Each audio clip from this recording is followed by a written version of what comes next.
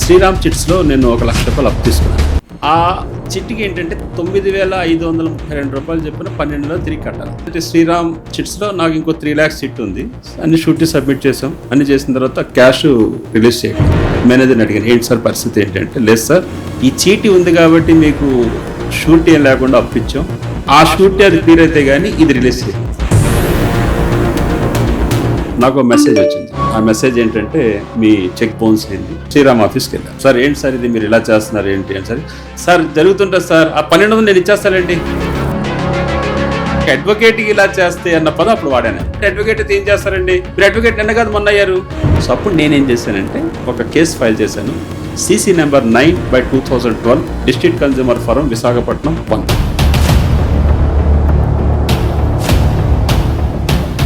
మనిషి చనిపోతే 10 లక్షల రూపాయలు ఇవ్వాలి. ఇన్సూరెన్స్ వాడు ఏదో కారణం పెడతాడు, నువ్వు గుట్కా తిన్నావు కాబట్టి పాలసీ రాదు, తాగేసి పడిపోయి యాక్సిడెంట్ అయింది, రకరకాల వంకలతో వాడు తప్పించుకోవడం చూస్తాడు. సార్ పేషెంట్ లోపల ఉండడం మాకు చూపెట్టట్లేదు, చనిపోయిన తర్వాత కూడా 10 లక్షల రూపాయలు కడితే కానీ, ఇలాంటివన్నీ వింటుంటే ఏంటి వ్యవస్థ ఎక్కడ జరుగుతుంది. సినిమా ప్రభావం చాలా ఎక్కువ ఉంటుంది ప్రజలు. సినిమాల్లో ఒక విలన్ పక్కన వెనకాల ఒక అడ్వకేట్ని పెడతాడు. మార్కెట్లో మీకు సొసైటీలో ఎలా వెళ్ళిపోయిందంటే, ఒక అడ్వకేట్ అనగానే ఇతను ఒక డేంజర్ మనిషి. నేను ఎప్పుడు చెప్పిన ఒకటి చెప్తాను, అందరికంటే భయపడుతూ అందరికంటే బాధ్యతగా ఉండేది అడ్వకేటే.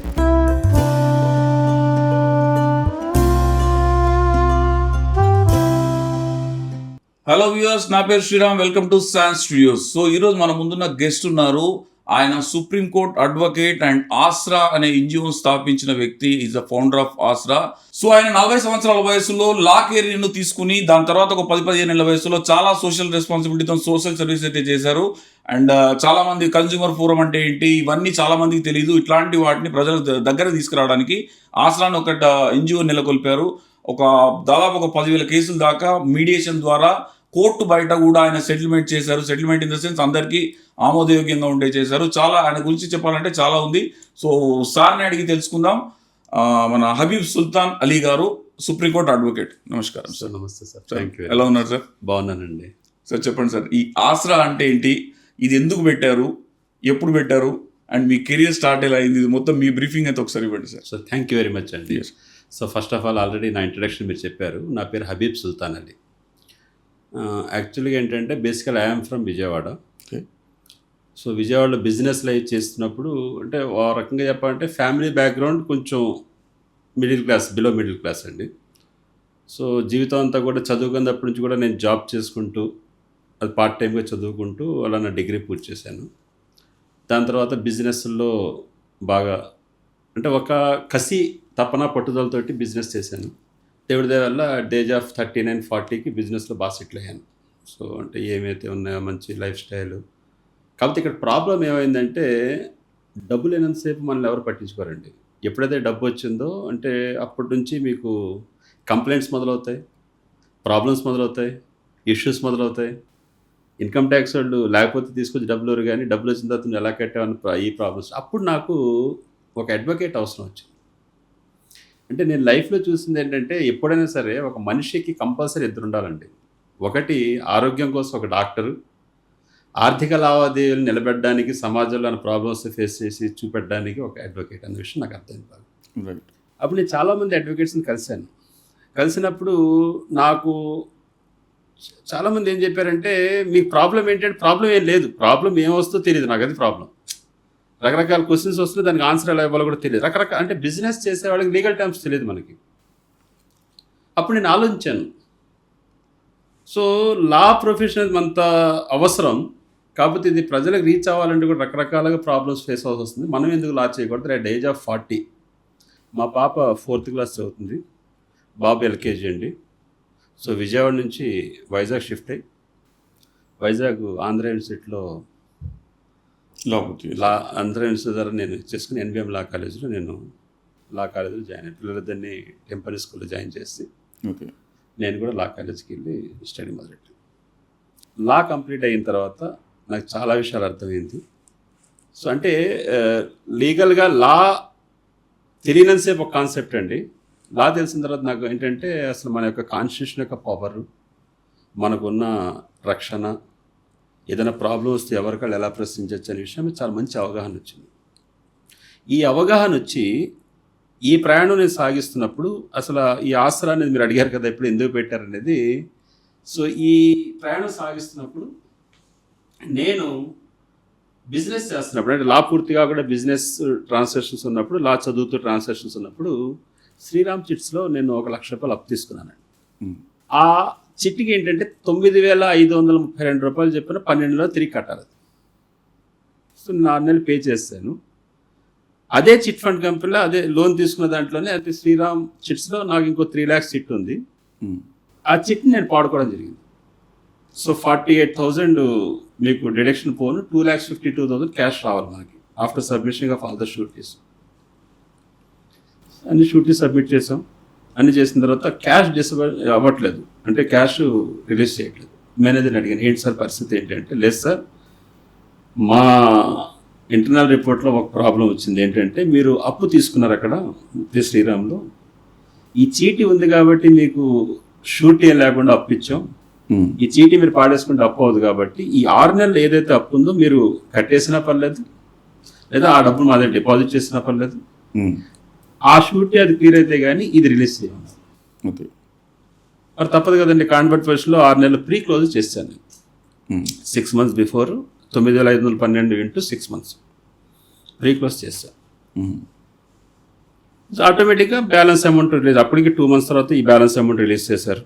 ఇది చీటీ పాడుకునే అమౌంట్.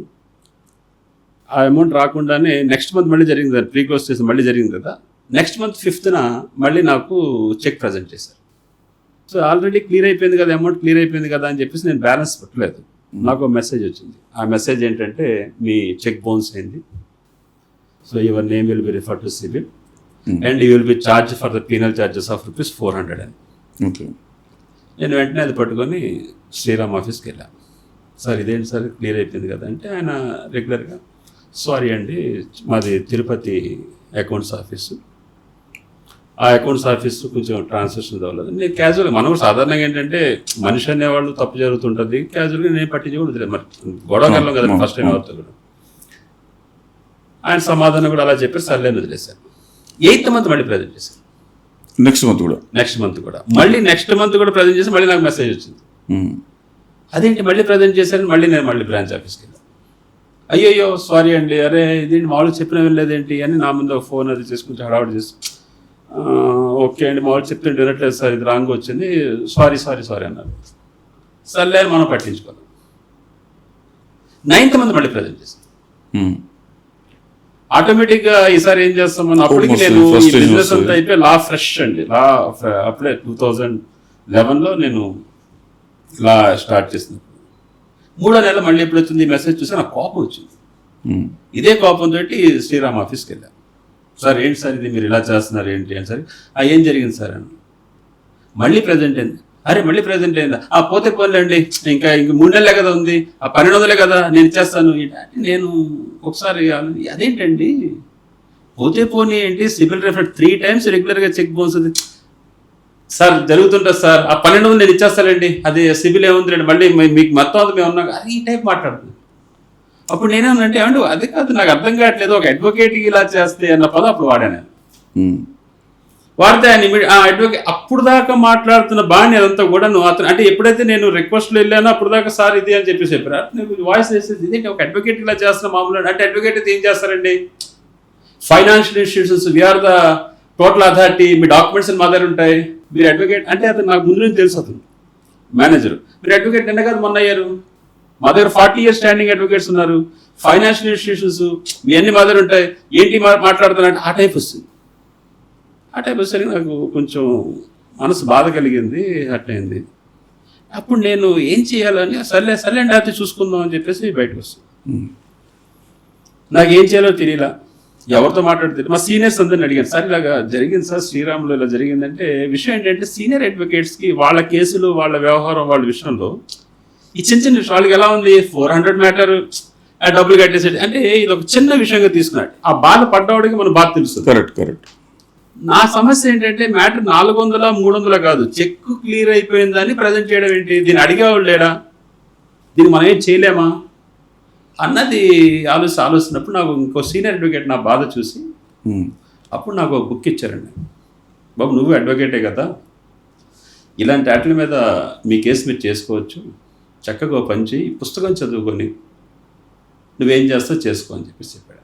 మరి అడ్వకేట్ కదా, నీకు ట్రైల్ అవ్వద్దు ఇది అవ్వద్దని చెప్పి. అప్పుడు ఆ బుక్ చూస్తే ఆ బుక్ పేరే ది కన్స్యూమర్ ప్రొటెక్షన్ యాక్ట్ 1986 అని. ద కన్స్యూమర్ ప్రొటెక్షన్ యాక్ట్ 1986లో అప్పుడు అలా పుస్తకం అంతా చదివితే defect product defection service comes under consumer protection act అని. అప్పుడు ఈ కేసు డిఫెక్ట్ ప్రొడక్ట్లో డిఫెక్ట్ వచ్చినా, సేవలో లోపం వచ్చినా, you can come to the consumer court, you can file the case in the consumer court అన్నది దాని యొక్క సారాంశం. సో ఇక్కడ డెఫిషియన్సీ ఏంటి? అప్పు తీసుకున్నాం, ఫైనాన్షియల్ ట్రాన్సాక్షన్ అది ఓకే, అప్పు తీసుకున్నా తీర్చేసిన అప్పు కూడా ఓకే, తీర్చేసిన తర్వాత చెక్ చేయకూడదు, అది సేవాలోపం. రైట్. సో అప్పుడు నేనేం చేశానంటే ఒక కేసు ఫైల్ చేశాను, CC number 9/2012, district consumer forum Visakhapatnam 1. Loan తీసుకుంది Mohammed Abdul Zarina, wife of Habib Sultan Ali.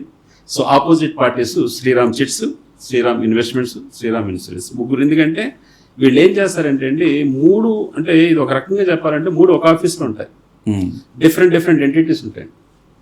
So చీటీ కోసం వెళ్ళిన వాళ్ళు ఇన్సూరెన్స్ కట్టిస్తారు, ఇన్సూరెన్స్ కట్టించిన వాడికి లోన్ ఇచ్చేస్తారు, చీటీ ఉన్న వాళ్ళు బిజినెస్, అవన్నీ అది పడితే కానీ తెలియదు. అక్కడ నాకు అర్థమైంది ఏంటంటే పార్టీ ముగ్గురిని, ఎందుకంటే అప్పు తీసుకుంది శ్రీరామ్ ఇన్వెస్ట్మెంట్స్లో, చీటీ పాడుకుంది కట్టింది ఇక్కడ. సో దాంతోపాటు ఒక ఇన్సూరెన్స్ కట్టింది. ఇదేంటి అప్పుడు అడిగారు ఒక 50,000 రూపాయలు మీ హౌస్ సామాగ్రి అంతా కూడా ఇన్సూరెన్స్ చేయండి. సరే ఇప్పుడు ఇవన్నీ అవసరమే చేసుకుంటచ్చు. ముగ్గురిని పార్టీ చేసాం. ఇక్కడ ఇంపార్టెంట్ ఏంటంటే నాకు బాగా నచ్చింది ఏంటంటే ఇక్కడ 40 years స్టాండింగ్ అడ్వకేట్ ఆఫ్ 50 చట్టం యాక్ట్ అందరి ముందు సమానం, అంటే లా అంటే ఈక్వల్ ఫర్ ఎవ్రీ వన్. ఇక్కడ 40 years 50 years శ్రీరామ లేకపోతే పెద్ద కంపెనీ చిన్న కంపెనీ చూడదా. ఇక్కడ నేను చాలా క్లియర్గా స్పష్టంగా ఏం పెట్టామంటే డాక్యుమెంట్స్ ఫైల్ చేసేటప్పుడు, సో ఫస్ట్ అప్పు తీసుకున్నట్టుగా వాళ్ళు క్యాష్ ట్రాన్స్ఫర్ చేసిన బ్యాంక్ ట్రాన్సాక్షన్, ₹1,00,000 బ్యాంక్లో వచ్చింది. ఆ బ్యాంక్ నుంచి ఎవ్రీ మంత్ 9,513 చెప్పిన ఎవ్రీ మంత్ 6 months అలా 1 by 1 5వ తారీఖు కట్ అవుతూ వస్తుంది. 7వ నెలలో అప్పు అంతా తీర్చేసాక ప్రీ క్లోజర్ రిసిప్ట్ ఇచ్చారు. ఆ రిసిప్ట్ కూడా వాళ్ళు ఇచ్చారు, అంటే బ్యాలెన్స్ అమౌంట్, ఆ ప్రీ క్లోజర్ రిసిప్ట్. దాని తర్వాత ఎగ్జిబిట్ 3 ఏంటి, రిసిప్ట్ క్లియర్ అయిపోయిన తర్వాత మళ్ళీ 7వ నెల ప్రజెంట్ చేసినట్టుగా చెక్ వచ్చింది, బౌన్స్ ఛార్జెస్, బ్యాంక్ స్టేట్మెంట్. 8వ నెల మళ్ళీ చెక్ వచ్చింది, బౌన్స్ ఛార్జెస్. 9 బ్యాంక్. ఇది మన ఫైల్ చేస్తాం. అంటే ఎగ్జిబిట్ 1 లోన్ తీసుకుంది, ఎగ్జిబిట్ 2 దానికి సంబంధించిన సాక్ష్యాధారాలు, చట్టానికి కావాల్సిన సాక్ష్యాధారాలన్నీ వచ్చేసి. చట్టం కూడా ఇక్కడ చట్టం ఏంటంటే ఏంటిది, వీటి చిన్నోడా పెద్దోడని చూడదని చట్టానికి క్లియర్ కావాల్సి. అదే చెప్తున్నాను. ఇప్పుడు నేను దీని ద్వారా చెప్పేది ఏంటంటే, నేను బాధపడిపోయాను సార్, నన్ను మోసం చేశారని సార్ ఎవరేం చేయరండి. Everything we need the evidence.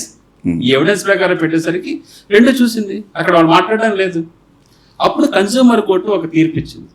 ఆ తీర్పు ఏంటంటే, తీర్చేసిన అప్పుని తిరిగి చెక్కులు చెల్లించడం సేవాలోపం కింద పరిగణిస్తుంది కాబట్టి దీనికి చేసిన తప్పుకి ₹50,000 కాంపన్సేషన్, 3 నెలలకు ₹400, ₹1,200 కట్టేందుకు ₹1,200 తిరిగి ఇస్తూ ₹5,000 కోర్టు ఖర్చుల కింద ఇచ్చింది. నాకు ఒక రకమైన ఆనందం వచ్చింది. అంటే అప్పుడే ఫస్ట్ కేసు పెద్ద అడ్వకేట్స్ వచ్చారు కన్స్యూమర్ కోర్టులో. ఈ మార్కెటింగ్, నేను అంతకుముందు మార్కెటింగ్లో అంతా ఉండడం, అంటే క్లాయర్ కాకుండా మార్కెట్ ఉందంటే నాకు MBA చేసింది. దీంతో ఒక మంచి ఉత్సాహంతో ఏం చేశానంటే మీరు ఆ ప్రెస్ వాళ్ళని ఒకటి ఇన్వైట్ చేసి, సార్ నాకు ఒక కన్స్యూమర్ కోర్టు ద్వారా వాడు చేసిన దానికి జరిగిందని, కానీ ఆ పేపర్ వాళ్ళు ఒక మంచి హెడ్డింగ్ ఇచ్చేయండి, శ్రీరామ్ చిట్స్ కి కన్స్యూమర్ కోర్టు ద్వారా కొరడా ఒక యువ న్యాయవాది హబీబ్ సుల్తాన్. ఇంకా నెక్స్ట్ డే మన విశాఖపట్నం బార్లో వేసరికి నేను ఒక మంచి పేరు వచ్చేసి అందరు కూడా వచ్చి, అన్న బాగా చేశారు, మీరు బాగా చేశారు, మీలాంటి వాళ్ళు ఉండాలి. ఇలా కొంతమంది అడ్వకేట్స్, అరే ఇలా నాకు కూడా జరిగింది, నేను పట్టించుకోలేదు. అయితే ఇక్కడ చాలా ఇంపార్టెంట్ విషయం ఏంటంటే సార్, మనం చేసే అతి పెద్ద తప్పు ఏంటంటే, భారతీయులకి ఎస్పెషల్లీ మనకి ఎంత కోపడతామో అంత క్షమాగుణం ఎక్కువ ఉంటుంది. పోనీలే అనుకుంటాం, ఆ పోనీలే దాంట్లో కార్పొరేట్ కంపెనీస్ అయిపోతుంది. రెండోది, ఈ ₹400 కదా, ₹400 కోసం కోర్టుకి వెళ్తే సంవత్సరం తిరగాలి కదా, మళ్ళీ లాయర్ డబ్బులు ఇవ్వాలి కదా, మళ్ళీ ఎన్ని చేయాలన్న ఆలోచనలో మనం పట్టించుకోబడదు. సార్ మీకు ఒక చిన్న విషయం అండి, ఈ ట్రాన్సాక్షన్స్ ద్వారా 400, ఈ ప్రీ క్లోజర్ ఛార్జెస్, ఇలాంటి డబ్బులు కొన్ని కోట్లు సామాన్య మానవుల దగ్గర కార్పొరేట్ కనిపిస్తూ వచ్చేస్తుంది. ఇవన్నీ చూసిన తర్వాత మీరు చాలా ఏంటి ఈ డిఫాల్ట్ ఛార్జెస్ అంటాడు, ఈ ఛార్జెస్ అంటాడు, సర్వీస్ ఛార్జెస్ అంటాడు, ఆ ఛార్జ్, అసలు ఈ ఛార్జెస్ ఏంటో తెలుసుకోవడానికి మళ్ళీ ఇంకో పుస్తకం చదవాలి. ఇవన్నీ చూశాను. అప్పుడు కేసు అంతా అయ్యే లోపల నాకు కూడా 2 సంవత్సరాల మంచి అనుభవం వచ్చింది. అప్పుడు 2014లో ఆలోచించాను, రైట్, ఒక అడ్వకేట్గా నాకు తప్పు జరిగినప్పుడు నేను కూడా తెలుసుకోవడానికి 1 సంవత్సరం పట్టింది. అంటే ఆళ్ళని వీళ్ళే పట్టుకుని ఒక 6 నెలల దాకా నేను కేసు చేయలేకపోయాను, దాని తర్వాత కేసు. మరి ఇలాంటి వ్యవస్థలతోటి సామాన్య మానవులు చాలామంది ఇబ్బంది పడుతున్నారు. ఒక లాయర్ చెప్పుకోవాలంటే ఎక్కడ చెప్పుకోవాలో తెలియని పరిస్థితులు ఉన్నారు. ఒక ప్రాబ్లం వస్తే ఎక్కడ వాయిస్ రేస్ చేయాలో తెలియని పరిస్థితులు ఉంది. దేవుడు ఎందుకు మనకి అవకాశం ఇచ్చాడు? పోనీ ఈ రూపంలో ఇచ్చాడు. నాకు అంటే ఎందుకు నేను ఇమీడియట్గా ఆలోచించానంటే, నేను పేదరికం నుంచి రావడంతో నాకు ముందు నుంచి ఏంటంటే, ఏంటి వీళ్ళు ఇలా ఉన్నారు అంటే వీళ్ళు కానీ అంటే I have seen all the problems what the middle class families facing, everything చూసిన తర్వాత ఏదో చేయాలని తపన. నేను లయన్స్ క్లబ్ మెంబర్ని, రోటరీ క్లబ్లో సర్వీస్ చేసుకుంటూ వచ్చాను. ఇలా అయ్యాక అప్పుడు ఆలోచించాను, రైట్, ఇదేదో మనకు అవకాశం ఇచ్చాడు. అప్పుడు 2014లో నేను ఢిల్లీ వెళ్ళి నా ఫ్రెండ్స్ కొంతమంది సుప్రీంకోర్టు అడ్వకేట్స్, అప్పట్లో నా ఫ్రెండ్స్ కొంతమంది హైకోర్టు అడ్వకేట్స్, కొంతమంది నాన్ అడ్వకేట్స్ తోటి 2014లో ఢిల్లీ లాంటి నాకు ఆర్గనైజేషన్ ఏంటంటే ఏదో వైజాగ్లోనో విజయవాడలోనో రాజమండ్రి ఒక ఏరియా పర్మిట్, నాది ఏంటంటే భారతదేశం అంతా చేయాలి, ఇంటర్నేషనల్గా చేయాలని ఒక ఆలోచన. అప్పుడు ఈ ఆర్గనైజేషన్ని 2014లో మనం ఢిల్లీలో రిజిస్టర్ చేసాం. 2014 పేపర్స్ అని సబ్మిట్ చేసిన తర్వాత అఫీషియల్గా దాని పేరు అదే పెట్టండి. అందుకని ఆలోచించి ఏంటంటే advocates association for social responsibility and awareness, cut చేస్తే ఆసరా. సో ఆసరాను ఒక ఎన్జిఓగా రిజిస్టర్ చేసి, అప్పుడు మీరు నీతి ఆయోగ్లో చూస్తే 153,000 ఎన్జిఓస్ ఉన్నాయండి. ప్రతి ఎన్జిఓ ఒక ఆబ్జెక్ట్ ఉంటుంది. ఒక్కొక్క ఎన్జిఓ పేద పిల్లలకి చదివించడం మీద అవుతుంది, ఒక ఎన్జిఓ వచ్చేసి ఏంటి ఓల్డేజ్ హోమ్స్ కడుతుంది, ఒక ఎన్జిఓ బట్టలు పంచుతుంది, ఒక ఎన్జిఓ ఫుడ్ డొనేషన్ చేస్తుంది. అలా ఒక్కొక్క ఎన్జిఓ ఒక ఆబ్జెక్ట్ ఉంటుంది. మా ఎన్జిఓలో మేము పెట్టిన ఆబ్జెక్ట్ చాలా క్లియర్గా ఏంటంటే, Aasra is an organisation we're only working for the welfare of consumers and protection of consumer rights. Okay, consumer rights మీదే పనిచేస్తాం, కన్జ్యూమర్ రైట్స్ని కాపాడడానికే పనిచేస్తాం. సార్ ఇప్పుడు ఈ ఆసరా అనే మీ ఫౌండేషన్ లో మీరు స్థాపించిన సంస్థలో ఎంతమంది అడ్వకేట్స్ ఇప్పటి వరకు ఉన్నారు? సో ఫస్ట్ 2014లో మేము స్టార్ట్ చేసేటప్పుడు మేము కేవలం ఒక 15 మందితో స్టార్ట్ చేసాం. ఈ 15 మందిలో కూడా 6 అడ్వకేట్స్, 8 మంది నాన్ అడ్వకేట్స్, 14 మంది. అయితే అడ్వకేట్స్ అసోసియేషన్, నాన్ అడ్వకేట్స్ అక్కడ కూడా క్లాజ్ ఇచ్చామండి. క్లాజ్ ఏంటంటే, Aasra is working only for welfare of consumers as per consumer protection act. ఇక్కడ చాలా ఇంపార్టెంట్ ఇష్యూ అండి, ఇక్కడ చాలా ఇంపార్టెంట్. అంటే మీరు చాలా మంది తెలియదు ఏంటంటే, కోర్టులు అనగానే జిల్లా కోర్టు, హైకోర్టు, సుప్రీంకోర్టు అంటారు. కన్జ్యూమర్స్ కోసం సెపరేట్ కమిషన్స్ ఉన్నాయి. అది సిపిసి, సిఆర్పిసి ప్రొసీజర్ ప్రకారం నడుస్తాయండి. ఇక్కడ కూడా శిక్షలు అవన్నీ మామూలుగా ఉంటాయి. అంటే మీరు జడ్జిమెంట్ వచ్చిన తర్వాత దాన్ని ఇంప్లిమెంట్ చేస్తే, ఎగ్జిక్యూషన్ చేయకపోతే ఆటోమేటిక్ ఇంప్రిజన్మెంట్స్ ఇవన్నీ ఉంటాయి. సిఆర్పిసి, సిపిసి నడుస్తుంది ఇక్కడ కూడా. బట్ ఇది క్వాసీ జ్యుడిషియరీ.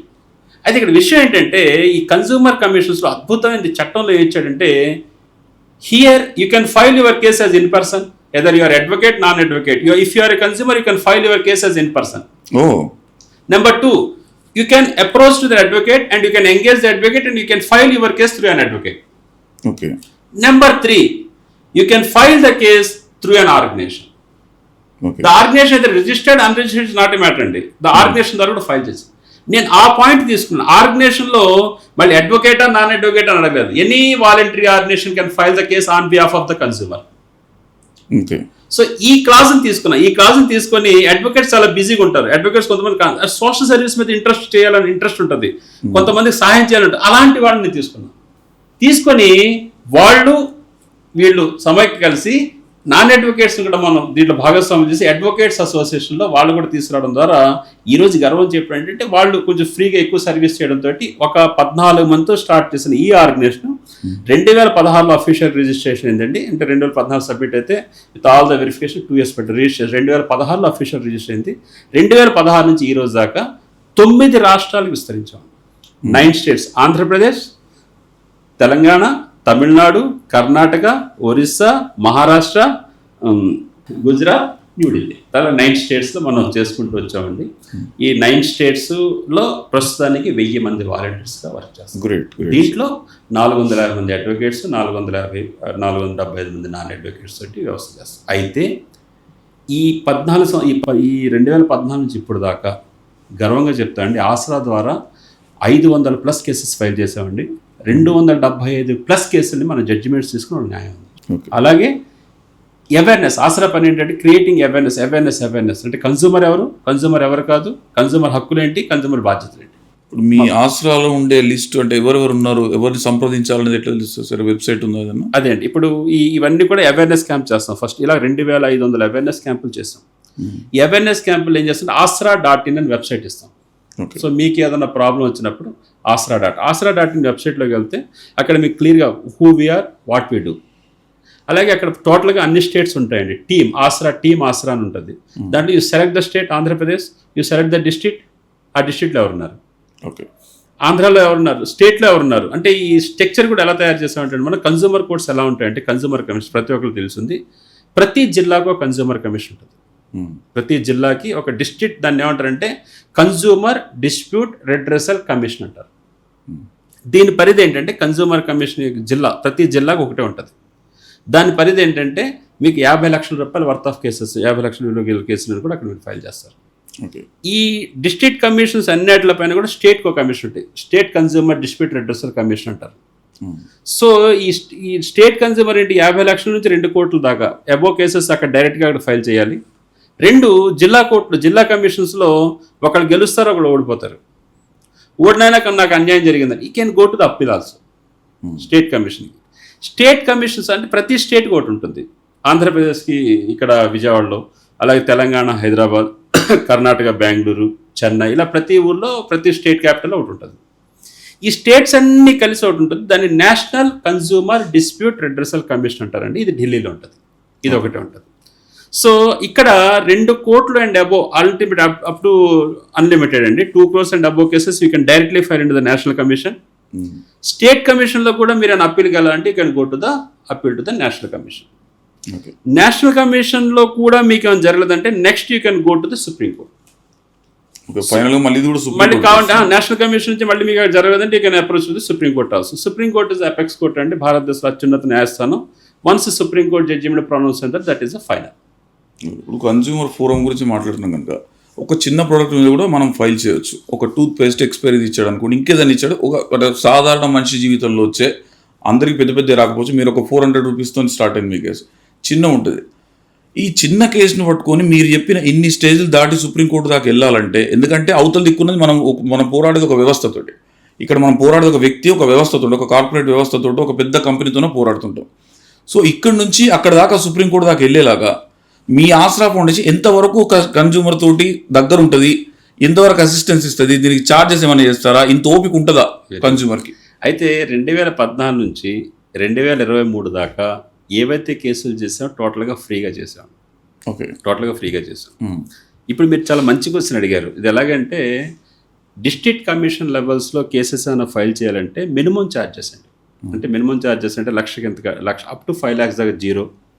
దీని తర్వాత అంటే 5 lakhs నుంచి 100 రూపాయలు, అది కోర్ట్ ఫీజెస్. ఇది కాకుండా మీకు ఎంతమంది పార్టీస్ ఉన్నారో అంతమందికి బేటాగట్ అంటే దాన్ని ఏమంటారంటే కవర్స్, అంటే అక్నాలజ్మెంట్ తోటి మనం కవర్స్ పంపడం, టైపింగ్ ఛార్జెస్, ఇదంతా కలిపి లీస్ట్ ఎంత అవుతుందని సరే ఫైలింగ్కి 4,000 నుంచి 5,000 అవుతుంది. అంటే only filing charges without the professional charges of the advocate. Okay, so దీంతో మరి అడ్వకేట్ కూడా శాలరీస్ ఉండవు కదా, మరి అడ్వకేట్ కూడా కేసెస్ మీదే కదా ఇది. సో మరి అడ్వకేట్ ఛార్జెస్ని బట్టి ఒక్కొక్క అడ్వకేట్ 10,000, 15,000 బేస్డ్ ఆన్ దట్, ఎక్కడ ఉండదు అది వాళ్ళ యొక్క ఛార్జెస్, వాళ్ళ స్టాండింగ్ని బట్టి ఆ కేసు యొక్క అంటే తీవ్రత. ఇంకోటి చాలామంది ఏమనుకుంటారు, అడ్వకేట్కి ఇచ్చే కానీ ఫ్రీగా ఇస్తున్నాం, లేకపోతే ఈయన 10,000 అడిగాడు, 1,00,000 కాదండి. ఒక అడ్వకేట్ ఒక కేసు ఇచ్చామంటే దాని మీద చాలా స్టడీ చేస్తారండి. రాత్రిపూట కూర్చొని స్టడీ చేయాలి. దాంట్లో అంత స్టడీ చేయకపోతే విన్నింగ్ ఛార్జెస్ రాదు. దానికే టైంకి ఇచ్చే వాల్యూ మనీ మనసు. ఇప్పుడు దాకా ఫ్రీగా చేశాను. అయితే 90% కేసెస్ని మీకు జిల్లా కోర్టు స్థాయిలోనే ఆర్డర్స్ వచ్చిన తర్వాత ఎగ్జిక్యూషన్స్ అయిపోతుంటాయి. ఆర్డర్స్ వచ్చిన తర్వాత ఎగ్జిక్యూషన్స్ అయిపోతాయి. అంటే వాళ్ళు పేమెంట్ కట్టేయడం 2 months. దాని తర్వాత ఏంటంటే కొంతమంది స్టేట్ కమిషన్స్కి వెళ్తారు. దాని తర్వాత స్టేట్ కమిషన్ దాకా కూడా కొన్ని సెటిల్ అయిపోతాయి. ఇది అవ్వకపోతే నేషనల్ సుప్రీంకోర్టు దాకా మేము చేసిన ఈ 500 కేసులు సుప్రీంకోర్టు దాకా నేషనల్ కమిషన్ దాకా వెళ్ళింది ఒకే ఒక కేసు ఉందండి. అది కూడా వాళ్ళు ఛార్జెస్ పెట్టుకోగలిగారు, దాన్ని తీసుకెళ్ళి ఇప్పుడు ప్రజెంట్ రన్నింగ్లో ఉంది. అయితే ఇక్కడ చాలా ఇంపార్టెంట్ విషయం మీకు చెప్పాల్సింది ఏంటంటే, నేను ఇందాక మాట్లాడింది కన్స్యూమర్ ప్రొటెక్షన్ యాక్ట్ 1986 అండి. ఇక్కడ ఏం జరిగేదంటే లోయర్ కోర్టులో ఆర్డర్ అవగానే అప్పీల్కి వెళ్ళిపోయేవారు. ఏ ఆర్డర్ వచ్చినా సరే అప్పీల్కి ఎవరు కార్పొరేట్ కంపెనీ కానీ ఎవరైనా వెళ్ళిపోయారు. Definitely. వెళ్ళిపోయి వాళ్ళు ఒక 10,000 50,000 ఎంత ఖర్చు పెడితే పడుకుని మ్యాటర్ ఏంటి, ఇంకో 1 year 2 years దాన్ని అక్కడ డిలే చేయడానికి కావచ్చు, లేకపోతే వీడు కంటెస్ట్ చేయలేడన్న కాన్సెప్ట్ తో కావచ్చు. ఉండదు అంత దూరం పోలేడులే. కన్స్యూమర్ ప్రొటెక్షన్ యాక్ట్ 1986 టోటల్ గా పక్క తీస్తారండి, ఇప్పుడు లేదు అది. ఓకే, ఎన్హాన్స్మెంట్ చేస్తూ ఒక కొత్త యాక్ట్ వచ్చింది, దాంట్లో కన్స్యూమర్ ప్రొటెక్షన్ యాక్ట్ 2019 అంటారు. సేమ్ ఇలాంటి ప్రాబ్లమ్స్ ఏవైతే వచ్చాయో వాటిలన్నీ సిస్టంలో తీసుకుని దీంట్లో మీరు అడిగిన దాని ఒక మంచి పాయింట్ ఏం చేశారంటే, లోయర్ కోర్టులో ఫర్ ఎగ్జాంపుల్ ఒక ఇన్సూరెన్స్ కంపెనీ మీద మీరు కేసు వేశారు. 10 లక్షల రూపాయలు ఇన్సూరెన్స్ పాలసీ, డెత్ బెనిఫిట్, మనిషి చనిపోతే 10 లక్షల రూపాయలు ఇవ్వాలి. ఇన్సూరెన్స్ వాడు ఏదో కారణం పెడతాడు, నువ్వు గుట్కా తిన్నావు కాబట్టి పాలసీ రాదు, నువ్వు అట్ ద టైమ్ ఆఫ్ నీకు ఈ జబ్బు ఉందని చెప్పలేదు, లేకపోతే నీకు ఇది ఉందని చెప్పలేదు, లేకపోతే నువ్వు తాగేసి పడిపోయి యాక్సిడెంట్ అయింది, రకరకాల వంకలతో వాడు తప్పించుకోవడం చూస్తాడు. మనం కేసు వేస్తాం, కోర్టు ఏం చేస్తుంది, ఇది కాదు అని చెప్పేసి అవన్నీ పరిగణలో తీసుకుని 10 లక్షలు ఇవ్వమని చెప్పింది. పాత రోజుల్లో ఏమయ్యేది, వీడు వెంటనే అప్పీల్కి వెళ్ళిపోయేవాడు. పాపం వీళ్ళు బిలో మిడిల్ క్లాస్ కావచ్చు, పూర్ కావచ్చు, వీళ్ళు అప్పీల్కి వెళ్ళాలంటే మళ్ళీ అక్కడి నుంచి స్టేట్ కమిషన్ రావాలి, లాయర్లు పెట్టుకోవాలి, చాలా జరిగిపోయింది. అందుకని కన్స్యూమర్ ప్రొటెక్షన్ యాక్ట్ 2019లో కొత్త యాక్ట్లో ఏమిచ్చిందంటే, అప్పీల్కి వెళ్ళాలి అంటే మీకు లోయర్ కోర్టులో ఏదైతే ఆర్డర్ ఇచ్చిందో దాంట్లో 50% డిపాజిట్ చేయాలి. ఓకే, ఫర్ ఎగ్జాంపుల్ ఆర్డర్ 10 లక్షలు, ముందేం చేసేవారు, ఓన్లీ కోర్ట్ ఫీజెస్ కట్టేసి ఆర్డర్ మీద అప్పీల్కి వెళ్ళిపోయేవారు. ఇప్పుడు 5 లక్షలు, ఇప్పుడు 5 లక్షల రూపాయలు ప్లస్ మిగతాది ఏముందో కాంపల్సరీ మొత్తం దగ్గరగా 10 లక్షల పాలసీ మీద వాడు అప్పీల్కి వెళ్ళాలనుకోండి, దగ్గర 5.5 లక్షలు, మళ్ళీ లాయర్ ఫీజులు, మళ్ళీ కోర్ట్ ఫీజెస్, ఇవన్నీ కలుపుకుని ఆడికి 6-7 అవుతుంది. చచ్చినట్టు వాళ్ళు ఏం చేస్తున్నారు, అప్పీల్కి వెళ్లకుండా వీళ్ళతో కూర్చొని ఇక్కడ చేస్తున్నారు. ఎందుకు, మళ్ళీ 5 లక్షలు పెట్టిన వాళ్ళకి ఖర్చు అవుతుంది కదా. ఇది ఒక మంచి పరిణామం. అంటే ఇది ఎవరు అప్పీల్ చేసిన వాళ్ళు కూడా సేమ్ రూలా? అప్పీల్ చేసిన వాళ్ళే కట్టాలి. అట్లా అంటే సార్, ఇప్పుడు మన కార్పొరేట్ కంపెనీ మీద ఒక కంపెనీ మీద నేను కేసు వేసాను అనుకుంటా, వేశారు, ఒక కోర్టులో మనకు వచ్చింది, వాళ్ళకి ఫేవర్గా వచ్చింది, నా ఫేవర్గా రాలా, నేను కన్స్యూమర్, నా ఫేవర్గా రాలా, మీ ఫేవర్ గా మీరేం కట్టగలరు, మీరు వెళ్ళొచ్చు, డబ్బులు కట్టగల. అదే అంటున్నాను, ఎందుకంటే మీరు కూడా కట్టాలంటే. ఇప్పుడు ఎవరికైతే ఫేవర్ గా వచ్చిందో వాళ్ళు వెళ్ళరు. ఇప్పుడు కంపెనీకి ఫేవర్ గా వచ్చింది, కంపెనీ వాడు వెళ్ళడు.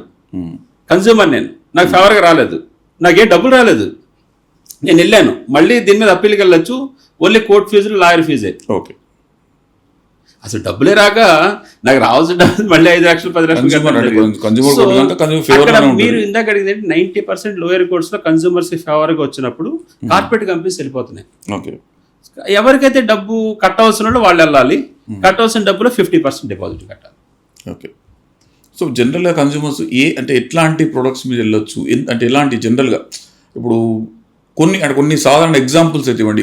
సాధారణ మనిషి ఫేస్ చేసే దాంట్లో ఏదైతే కేర్లెస్ చేస్తామో, ఇప్పుడు ఒక హోటల్లో చేస్తాం, ఒక హోటల్లో ఫుడ్ తెచ్చుకుంటాం, ఏదో వచ్చింది, దీని మీద కన్స్యూమర్ కోర్టుకి వెళ్ళొచ్చా? ఇక్కడ మీకు 2 విషయాలు చాలా క్లియర్గా చెప్తాను. First, who is consumer, who is not a consumer. Right, ఇది ఫస్ట్ ఇంపార్టెంట్. ఫస్ట్ మనకు తెలియాల్సింది ఏంటంటే కన్స్యూమర్ ఎవరు, తర్వాత కన్స్యూమర్ ఎవరు కాదు. Okay, first of all consumer ఎవరు అనే విషయంలో ఎండ్ యూజర్ అండి. ఎండ్ యూజర్ అంటే ఫర్ ఎగ్జాంపుల్ మ్యానుఫ్యాక్చరర్ నుంచి ఒక హోల్సేలర్ తీసుకున్నాడు, మ్యానుఫ్యాక్చరర్ నుంచి కూడా వీడు కొన్నాడు, వీడు రీట్రేడింగ్ చేసి మళ్ళీ అమ్ముతున్నాడు, he is not a consumer. First ఎవరు, రిటైల్ చేసేవాడు కన్స్యూమర్ కాదు, ఎండ్ యూజర్, వినియోగదారుడు, ఎండ్ యూజర్. అక్కడ కన్సిడరేషన్ పే జరగాలి. కన్సిడరేషన్ అంటే either it is 1 rupee, 10 rupees, 100 rupees, 1000, 10,000, 1 lakh ఎంతైనా కావచ్చు. Consideration, once consideration paid or promise to paid. అంటే ఏంటి ప్రామిస్ టు పే అంటే, ఇది ఇచ్చేస్తే మీకు చెక్ ఇస్తామండి, ఒక అగ్రిమెంట్ అవుద్ది. సో ఒక రిలేషన్ ఎప్పుడైతే అంటే కన్సిడరేషన్ పే గానే రిలేషన్ బిల్డప్ అవుతుంది. అంటే కస్టమర్ కి సెల్లర్ కి రిలేషన్ ఎప్పుడైంది అక్కడ కన్స్యూమర్ అవుతాడు. First point. అంటే వాడుక భాషలో చెప్పాలంటే ఒక కాగితం ఉండాలి, ఒక కాగితం, ట్రాన్సాక్షన్ కి. ఎస్, ఒక బిల్ రైట్ స్టార్ట్ అవుతాయి. Right. 2, where you are rendering the services for free of cost, you are not a consumer. Okay, ఎక్కడైతే మీరు సేవల్ని ఉచితంగా పొందుతున్నారో అక్కడ మీరు కన్స్యూమర్ కాదు. ఫర్ ఎగ్జాంపుల్ ఇక్కడ మన అందరికి అర్థం అవడానికి, మన గవర్నమెంట్ హాస్పిటల్కి వెళ్ళాం, there we are rendering the services for free of cost, we are not a consumer there, but we are paying taxes for that. అది మళ్ళీ సెపరేట్ సబ్జెక్ట్. అది మళ్ళీ public interest litigation, taxes pay చేశారు. ఇంకోటి నేను కన్స్యూమర్ ప్రొటెక్షన్ యాక్ట్ ప్రకారం మాట్లాడాను. ఈ యాక్ట్ ప్రకారం ఏంటంటే అక్కడ you are rendering the services for free of cost. మీరు అక్కడ మీరు దాని మీద కేసు వేయడం లేదు. అపోలో హాస్పిటల్కి వెళ్ళారు, కిమ్స్కి వెళ్ళారు, ఇంకో అక్కడ you are rendering services by paying the doctor's consultation fees, then there you are a consumer, you can file the case. అందుకనే డిఫెషియెంట్ సర్వీసెస్, డాక్టర్లో సేవలో నెగ్లిజెన్స్ ఆఫ్ డాక్టర్ ఆల్సో మనకు ఫైల్ చేసి చాలా ఉన్నాయి. మీకు అర్థం ఉందండి. సో ఇది కన్స్యూమర్ వాడు కాదు. Where you are rendering the services for free of cost, you are not a consumer. Okay. Where you are rendering the service of paying the even ₹1 single rupee ఎంతైనా కావచ్చు, if you are paying you are the consumer. ఈ 2 points అర్థం చేసుకోవాలి first. మీరు hospital అన్నారు కనుక నాకు ఒక ఇంపార్టెంట్ పాయింట్ వచ్చింది. హాస్పిటల్ చాలా చోట్ల ఫేస్ చేశాను. హాస్పిటల్లో ఇన్పేషెంట్గా మనం అడ్మిట్ చేస్తాం, ఒక పేషెంట్ను బాగాలేదని అడ్మిట్ చేస్తాం, వాళ్ళు కేస్ షీట్ రాస్తారు. ఏ హాస్పిటల్లో కూడా కేస్ షీట్ చూస్తాము, ఒక ఫోటో తీసుకుంటాము అంటే అలో చేయరు 90% హాస్పిటల్లో. ఎవడో ఒకటి 2 చేస్తారు కావచ్చు. ఈ హక్కు కన్జ్యూమర్ అంటే ఒక పేషెంట్కి కేస్ షీట్ ఫోటో తీసుకునే హక్కు ఉందా లేదా? 100% ఉందండి. డిమాండ్ చేయొచ్చా మనం? ఇంకొకటి ఏంటంటే అది కన్జ్యూమర్ ప్రొటెక్షన్ యాక్టే కాదు, మీకు ఆర్టికల్ 21 ప్రకారం, కాన్స్టిట్యూషన్ ప్రకారం కూడా మీ హక్కు అది. అంటే డాక్టర్స్ దాన్ని సిగరెట్, ఎందుకంటే మీ ఆరోగ్య విషయాలు మీకు తెలియకపోతే ఎలా తెలుస్తుంది? దీన్ని అక్కడ ఏం జరుగుతుందంటే, అక్కడ మెయిన్ జరిగేది ఏంటంటే సార్, ఒకసారి మీరు కార్పొరేట్ హాస్పిటల్ ఎంటర్ అయిపోగానే మీరు ఒక సెకండ్ క్లాస్ సిటిజన్ అయిపోతారు అక్కడ. ఒకటి ఏంటంటే పేషెంట్ చాలా రకరకాల బాధలతో ఉంటాడు. వీళ్ళంతా పెద్ద ఐఏఎస్ ఆఫీసర్లు, ఐపీఎస్ ఆఫీసర్లు, మీకు అక్కడ వార్డు బాయ్తో కూడా మీరు రావడానికి లేదు, అసలు రావడానికి లేదు. ఆ టైంలో మన బాధ ఎవరు చెప్పుకోవాలి మనకు అర్థం కాదు. ఇంకొకటి ఏంటంటే ఇక్కడ ఎలా నడుస్తుందంటే, వీళ్ళ ఆటలు ఎలా నడుస్తున్నాయంటే, ఎవరికాళ్ళ బాధ వచ్చినప్పుడు ఆ టైంలో టెంప్ట్ అయ్యి ఏదో చేద్దాం అనుకుంటే, ఈ లోపల పాపం ఆరోగ్యం బాగాలేక ఆయన చనిపోవడమో, లేకపోతే మళ్ళీ హాస్పిటల్ నుంచి వచ్చాక ఈ డబ్బులు, ఈ ఫైనాన్షియల్ ట్రాన్సాక్షన్ వడ్డీలు కట్టుకోలేక తిరగడం, దాంట్లోకి మళ్ళీ వీళ్ళు ఏం చేయాలన్న ఆలోచన ఉండదు. ఇక్కడ చాలా నిజం చెప్తున్నాను సార్, మాకు డైలీ ఆసరాకి ఒక 10 నుంచి 15 ఫోన్ కాల్స్ అని వస్తాయండి. ఆ ఫోన్ కాల్ సారాంశం ఏంటంటే, సార్ పేషెంట్ లోపల ఉన్నాడు, మాకు చూపెట్టట్లేదు సార్, ముందు ₹1,00,000 కడితే కానీ మిగతా చేయను అంటున్నారు, తర్వాత ఏంటది ఇన్సూరెన్స్ ఉంటే కానీ వాల్యూ ఇవ్వట్లేదు అంటున్నారు, పేషెంట్ తీసుకొచ్చి పక్కన పెట్టేశారు, చనిపోయిన తర్వాత కూడా ₹10,00,000 కడితే కానీ. ఇలాంటివన్నీ వింటుంటే ఏంటి వ్యవస్థ ఎక్కడ జరుగుతుంది? దీనికి ఇప్పుడు మేము ఒక ఆర్గనైజేషన్గా టెంపరీగానే ఒక పరిధంతో చేయగలుగుతాం. ఈ పరిధి దాటి చేసినా కూడా మా మీద కూడా ఎలా వచ్చేస్తున్నట్టు, ఫర్ ఎగ్జాంపుల్ మనం చేసాం అనుకోండి, వీళ్ళేదో ఎన్జిఓ పెట్టేసి మా అందరికి భయపెట్టి డబ్బులు గుంజుతున్నారు. ఇందాక మీరు అన్నట్టు హాస్పిటల్లో కొన్ని లోపలికి రానివ్వట్లేదు అంటే దానికి రీజన్ ఉండొచ్చు, హైజీన్ మెయింటైన్ చేయట్లేదు, ఇంకేదైనా ఉండొచ్చు. అలాంటి వాటికి రియాక్ట్ కాలేదు. అయితే ఇక్కడ విషయం ఏంటంటే సార్, ఇక్కడ ప్రతి కన్స్యూమర్ ప్రొటెక్షన్ యాక్ట్ లోనే 2వ పాయింట్ ఉందన్నట్టు. అంటే మీ అందరికీ చాలా ఇంపార్టెంట్ తెలిసింది ఏంటంటే, కోర్టుకి వెళ్తే చాలా లేట్ అవుతుంది, కోర్టులో మళ్ళీ లాయర్లు పెట్టుకోవాలి, ఫీజులు కావాలి. కాబట్టి కన్స్యూమర్ ప్రొటెక్షన్ యాక్ట్ 3 దశల్లో విభజించింది. ఫస్ట్, ఇది చాలా మంది తెలియదు, ఫస్ట్ దశ ఏంటంటే, కొత్తగా కన్స్యూమర్ ప్రొటెక్షన్ యాక్ట్ అంటే CCPA అని ఒకటి ఇంట్రడ్యూస్ ఉంది. CCPA, central consumer protection authority. ఇది ఢిల్లీలో ప్రధాన కార్యాలయంగా ఢిల్లీలో ఉంటుంది. ఒక IAS ఆఫీసర్ దానికి చైర్మన్, దాంతోపాటు అక్కడ వ్యవస్థ అంతా నడుస్తుంటుంది. CCPA పని ఏంటంటే, అది అలాగా అలా చూస్తుంటుంది, మొత్తం అంతా అబ్జర్వ్ చేస్తుంటుంది కన్స్యూమర్స్ ఎక్కడ ప్రాబ్లమ్స్ వస్తున్నాయి. వాళ్ళు ఎప్పుడు స్పందిస్తారంటే, ఫర్ ఎగ్జాంపుల్ మీరు హైదరాబాద్ నుంచి ఒక ప్రాబ్లం వచ్చింది, ఒక బ్యాటరీ వెహికల్లో కానీ, ఒక హాస్పిటల్ నుంచి కానీ, ఇలా ఏదైనా డిఫరెంట్ కంప్లైంట్స్ వచ్చాయి. మీరు చేయాల్సిన మొదటి పని ఏంటంటే, without paying single rupee, without giving transactions anyone else, సింపుల్గా దానికి CCPAకి మీరు మెయిల్ పెట్టాలి. నేను ఇక్కడి నుంచి చూడండి, హ్యూమన్ రైట్స్ కమిషన్ పెట్టామంటారు, లేకపోతే ఏంటి ఉమెన్స్ ప్రొటెక్షన్ పెట్టామంటారు, అలాగా CCPAకి పెట్టాలి కన్స్యూమర్ ప్రతి ఒక్కరు. CCPA ఏం చేస్తుందంటే, ఒక చోట నుంచి వచ్చింది అనుకోండి పట్టించుకోదు, 4-5 కంప్లైంట్స్ వచ్చాయండి దాని నుంచి. సో కిమ్స్ హాస్పిటల్ ఎక్కడి నుంచి ఇలా జరిగింది, కిమ్స్ హాస్పిటల్ ఎక్కడి జరిగింది, ఇక్కడి నుంచి ఇలా జరిగింది, లేకపోతే బ్యాటరీ వెహికల్స్, ఈ వెహికల్ కొన్నాం పాడైంది, లేకపోతే ఇక్కడ అలాగే మీకు ప్రెస్టేజ్ కుక్కర్స్ కొన్నాం, ఇక్కడ కుక్కర్స్ ఇదవుతున్నాయి అని డిఫరెంట్ కంప్లైంట్స్ వస్తుంది. అబ్జర్వ్ చేస్తుంటుంది కంప్లైంట్స్ ఎక్కడి నుంచి వచ్చింది. CCPA యొక్క అథారిటీ ఏమిచ్చంటే, డైరెక్ట్ అథారిటీ ఏమిచ్చంటే, ఎప్పుడైతే ఈ కంప్లైంట్స్ వచ్చారో they will call to the particular company, manufacturing company, ఎవరు తప్పు చేస్తారో వాళ్ళని పిలుస్తుంది. పిలిచి ఎక్స్ప్లెనేషన్ అడుగుతుంది ఫస్ట్ టైం. ఎక్స్ప్లెనేషన్ అంటే దాని మీద ఎంక్వైరీ చేస్తుంది. ప్రోడక్ట్ తప్పు ఉంటే దానికి ల్యాబొరేటరీ పంపిస్తుంది, సేవలో తప్పు ఉంటే దీన్ని చేస్తుంది. ఎంక్వైరీ చేసి if they found any guilty they will compensate. First time వాళ్ళకి కాంపన్సేట్ చేస్తారు 5 లక్షల నుంచి 10 లక్షల దాకా. సెకండ్ టైం మళ్ళీ కంప్లైంట్ వచ్చింది అనుకోండి, ఇలాంటిది ఇంప్రిజన్మెంట్ పంపిస్తారు. డైరెక్ట్గా వాళ్ళకి అథారిటీ ఇచ్చింది. ఇది CCPA. రెండో పద్ధతి ఏం చేసింది, చాలా మంది CCPA తెలియదు కాబట్టి కన్జ్యూమర్ కోర్టులే కాకుండా డిస్ట్రిక్ట్ కన్జ్యూమర్ ప్రొటెక్షన్ కౌన్సిల్ అందండి. ఇది బాగా బాగా ఇది ప్రతి ఒక్కరు తెలుసుకోవాల్సిన విషయం. దీన్ని ఏమంటారు? డిసిపిసి అంటారు. డిసిపిసి, డిస్ట్రిక్ట్ కన్జ్యూమర్ ప్రొటెక్షన్ కౌన్సిల్ అనేది ఏంటంటే ప్రతి జిల్లాలో కూడా ఈ కౌన్సిల్ ఉండాలి. ఈ కౌన్సిల్లో వినియోగదారులతో సంబంధం ఉన్న అన్ని విభాగాలు దీంట్లో ఉంటాయండి. ఈ కౌన్సిల్కి దీంట్లో 2 రకాలు ఉంటుంది. ఒకటి అఫీషియల్ మెంబర్, రెండోది non official member. Official member అంటే ఎవరు? డిస్ట్రిక్ట్ కలెక్టర్ ఫస్ట్, దీనికి చైర్మన్ అండి.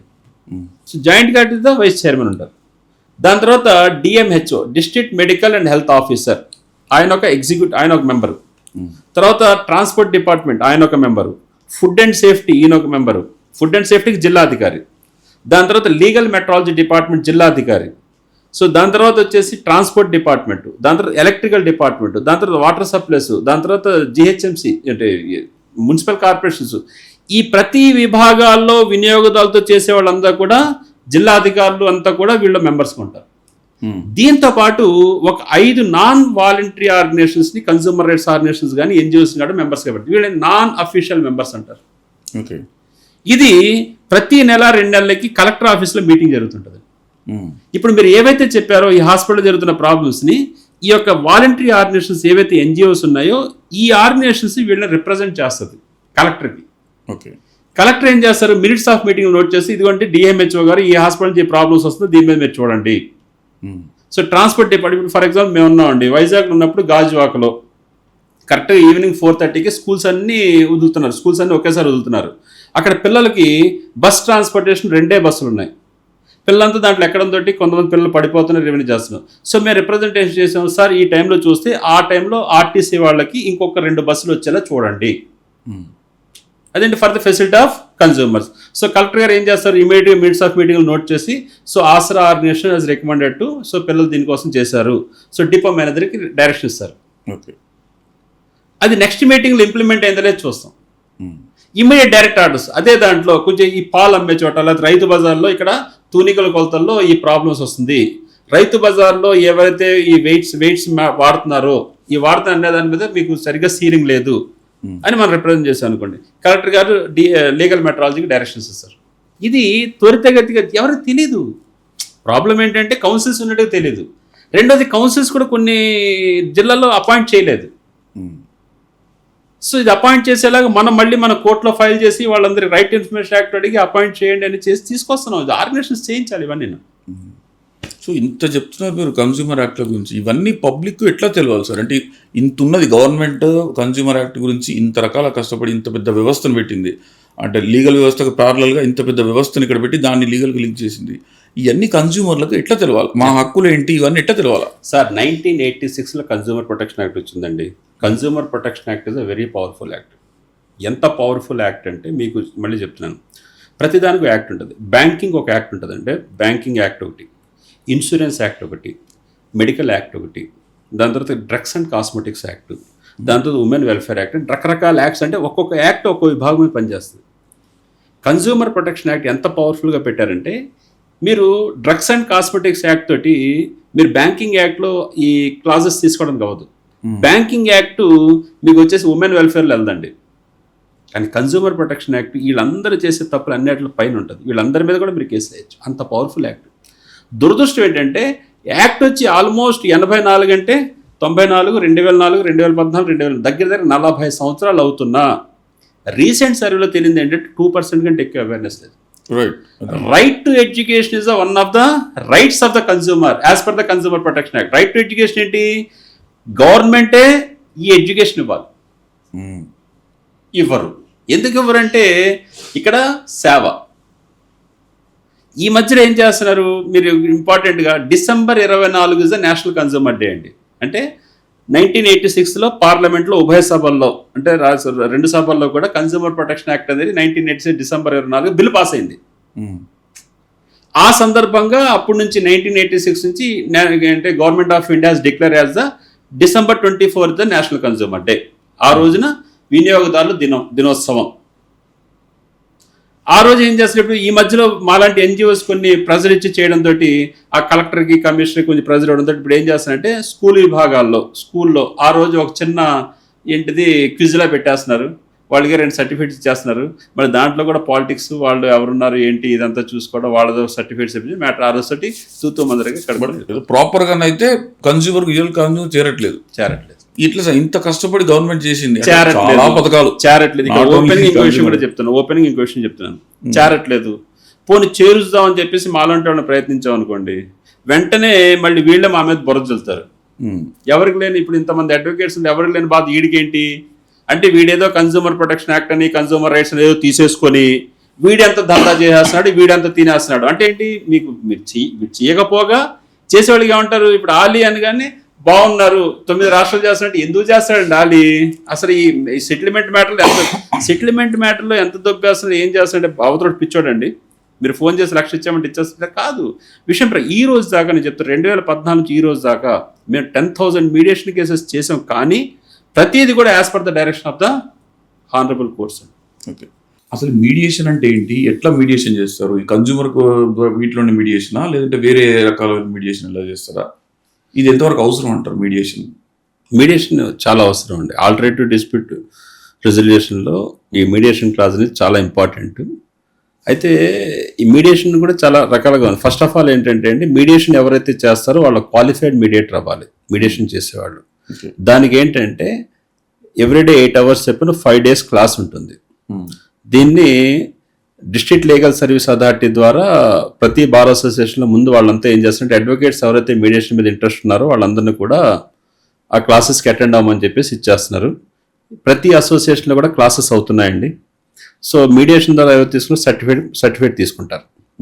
ఈ మీడియేషన్ అయిన తర్వాత మనం చేయాల్సిన పని ఏంటంటే, కన్జ్యూమర్ కౌన్సిల్ ఉంది ఫస్ట్, డిస్ట్రిక్ట్ కన్జ్యూమర్ కౌన్సిల్లోనా లేకపోతే ఈ కన్జ్యూమర్ కోర్ట్స్ కాకుండా జిల్లా కోర్టులు అన్నిట్లు కూడా మీరు మీడియేషన్ అయినట్టుగా అక్కడ మీరు రిజిస్ట్రేషన్ చేసుకోవాలండి. రిజిస్టర్ చేసుకుంటే ప్యానల్ లిస్ట్ ఉంటుంది.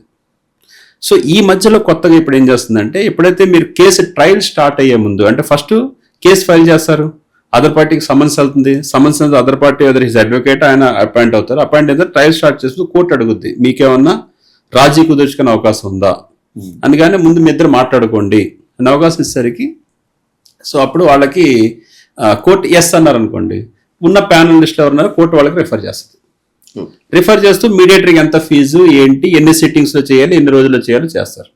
ఇప్పుడు వీళ్ళు చూస్ చేసుకోవచ్చు అడ్వకేట్ ఎవరు కావాలి మీకు, కోర్టు ఉన్న దాంట్లో నుంచి ఇచ్చేస్తుంది. నేను మళ్ళీ చూస్ చేసుకున్నాను అనుకోండి, ఈయన చూస్ చేసుకున్నది ఆయన నచ్చదు, ఆయన చూసి ఈయన నచ్చదు. కాబట్టి అడ్వకేట్స్ ఎవరైతే ఉన్నారో కోర్టు తీసుకొని, so your mediator is appointed so and so you contact him అని చెప్పేసి ఇచ్చేస్తుంది.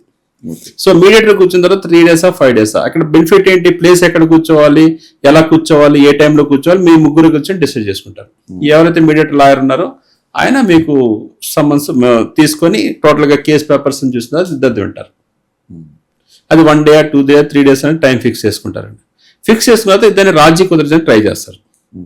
అది అయ్యిందా, సో దాని తర్వాత మీడియేటర్ ఏంటంటే as per the direction of the sessions court నేను ఇక్కడ కూర్చున్నాను, వీళ్ళిద్దరితో నేను మీడియేషన్ చేశాను, సో వీళ్ళిద్దరు ఈ టర్మ్స్ అండ్ కండిషన్స్ అంగీకారానికి వచ్చారు అని వేసి స్టాంప్ వేసి ఇచ్చిన తర్వాత దాన్ని కోర్టు ఆర్డర్ పాస్ చేస్తారు. మీడియేషన్ లో పూర్తి న్యాయం జరుగుతుంది అంటారా? ఇందులో కూడా అడ్వకేట్స్ ఏమైనా గోల్మాల్ చేయవచ్చు? అది మళ్ళీ సార్ ఇక్కడ గోల్మాల్ చేస్తారు, అడ్వకేట్స్ గోల్మాల్ చేయడానికి ఇక్కడ అడ్వకేట్ లేడు, మీడియేటర్ ఎవరైతే ఉన్నారు he is as a court officer గా అపాయింట్ అవుతారు. ఇంకొకటి తర్వాత మళ్ళీ అక్కడ వాదనలు అదే ఉండదండి, ఈయన బాధ ఈయన చెప్పుకుంటాడు, ఆయన బాధ ఆయన చెప్పుకుంటాడు, ఈయన ఏం కావాలి ఈయన చెప్పుకుంటారు, ఈయన ఏం కావాలి ఈయన చెప్పుకుంటారు, వీళ్ళిద్దరు ఉంటారు, మీడియేటర్ ఉంటారు. మళ్ళీ అక్కడ ఇద్దరు మళ్ళీ సేమ్ కోర్ట్ ప్రొసీజర్ లాగా అవడవుతుంది.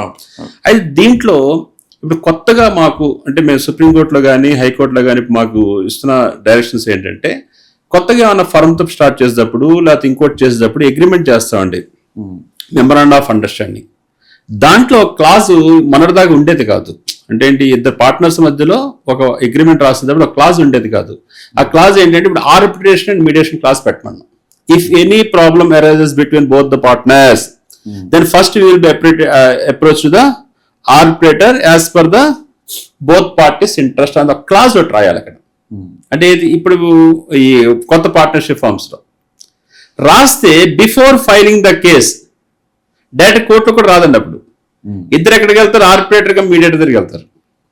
సో అక్కడి నుంచి మీకు సమన్స్ వస్తాయి.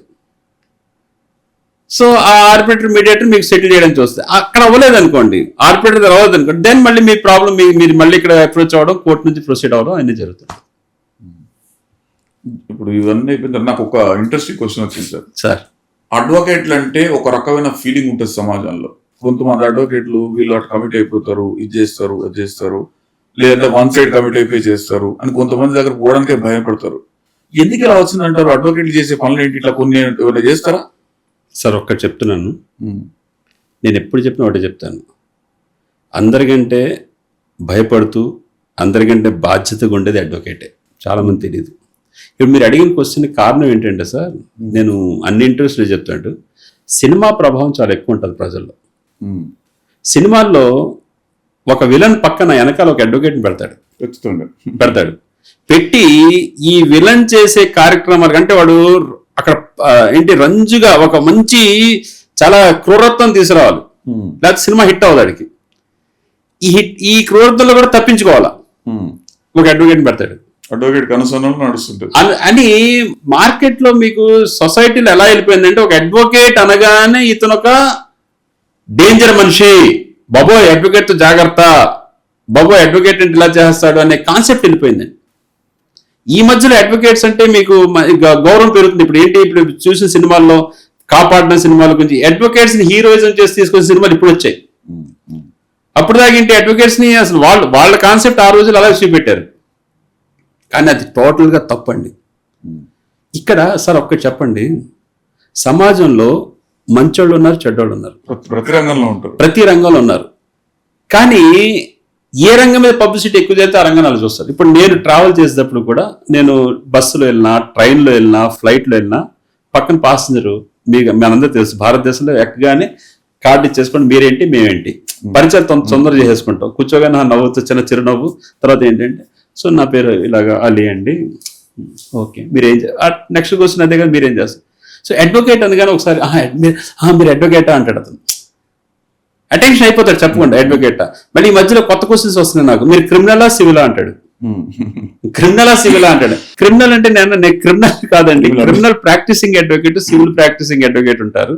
అలా కాదు సార్, అడ్వకేట్స్ కొంచెం జాగ్రత్త. ఇది కామన్ క్వశ్చన్. కానీ ఎంత మీకు తెలియని ఇంకో విషయం ఏంటంటే, కేసు విషయంలో ప్రతి క్షణం అనుక్షణం భయపడుతూ జాగ్రత్తగా క్లయింట్ని కాపాడాలన్న కాన్సెప్ట్తో అడ్వకేట్ వెళ్తాడు. రెండోది, ఈ కాన్సెప్ట్ రావడానికి రెండో అతి ముఖ్యమైన విషయం చెప్తా చూడండి. వైఫ్ అండ్ హస్బెండ్ కేసులు ఉన్నాయి, భార్యాభర్తల మధ్యలో అంటే ఫ్యామిలీ డిస్ప్యూట్ కేసెస్ ఉన్నాయి. ఎవరైతే మా దగ్గరికి వచ్చారో వాళ్ళు కరెక్ట్ అని వస్తారు మా దగ్గరికి. Advocate always will be here the clients information అంతే. ఇవి చెప్పి మే దేవుళ్ళం కాదు, కళ్ళు మూసుకొని నువ్వు చెప్పినంత తప్పు కదమ్మా, నువ్వు అలా కాదు, మీరు ఇలా చేసావని చెప్పడం లేదు.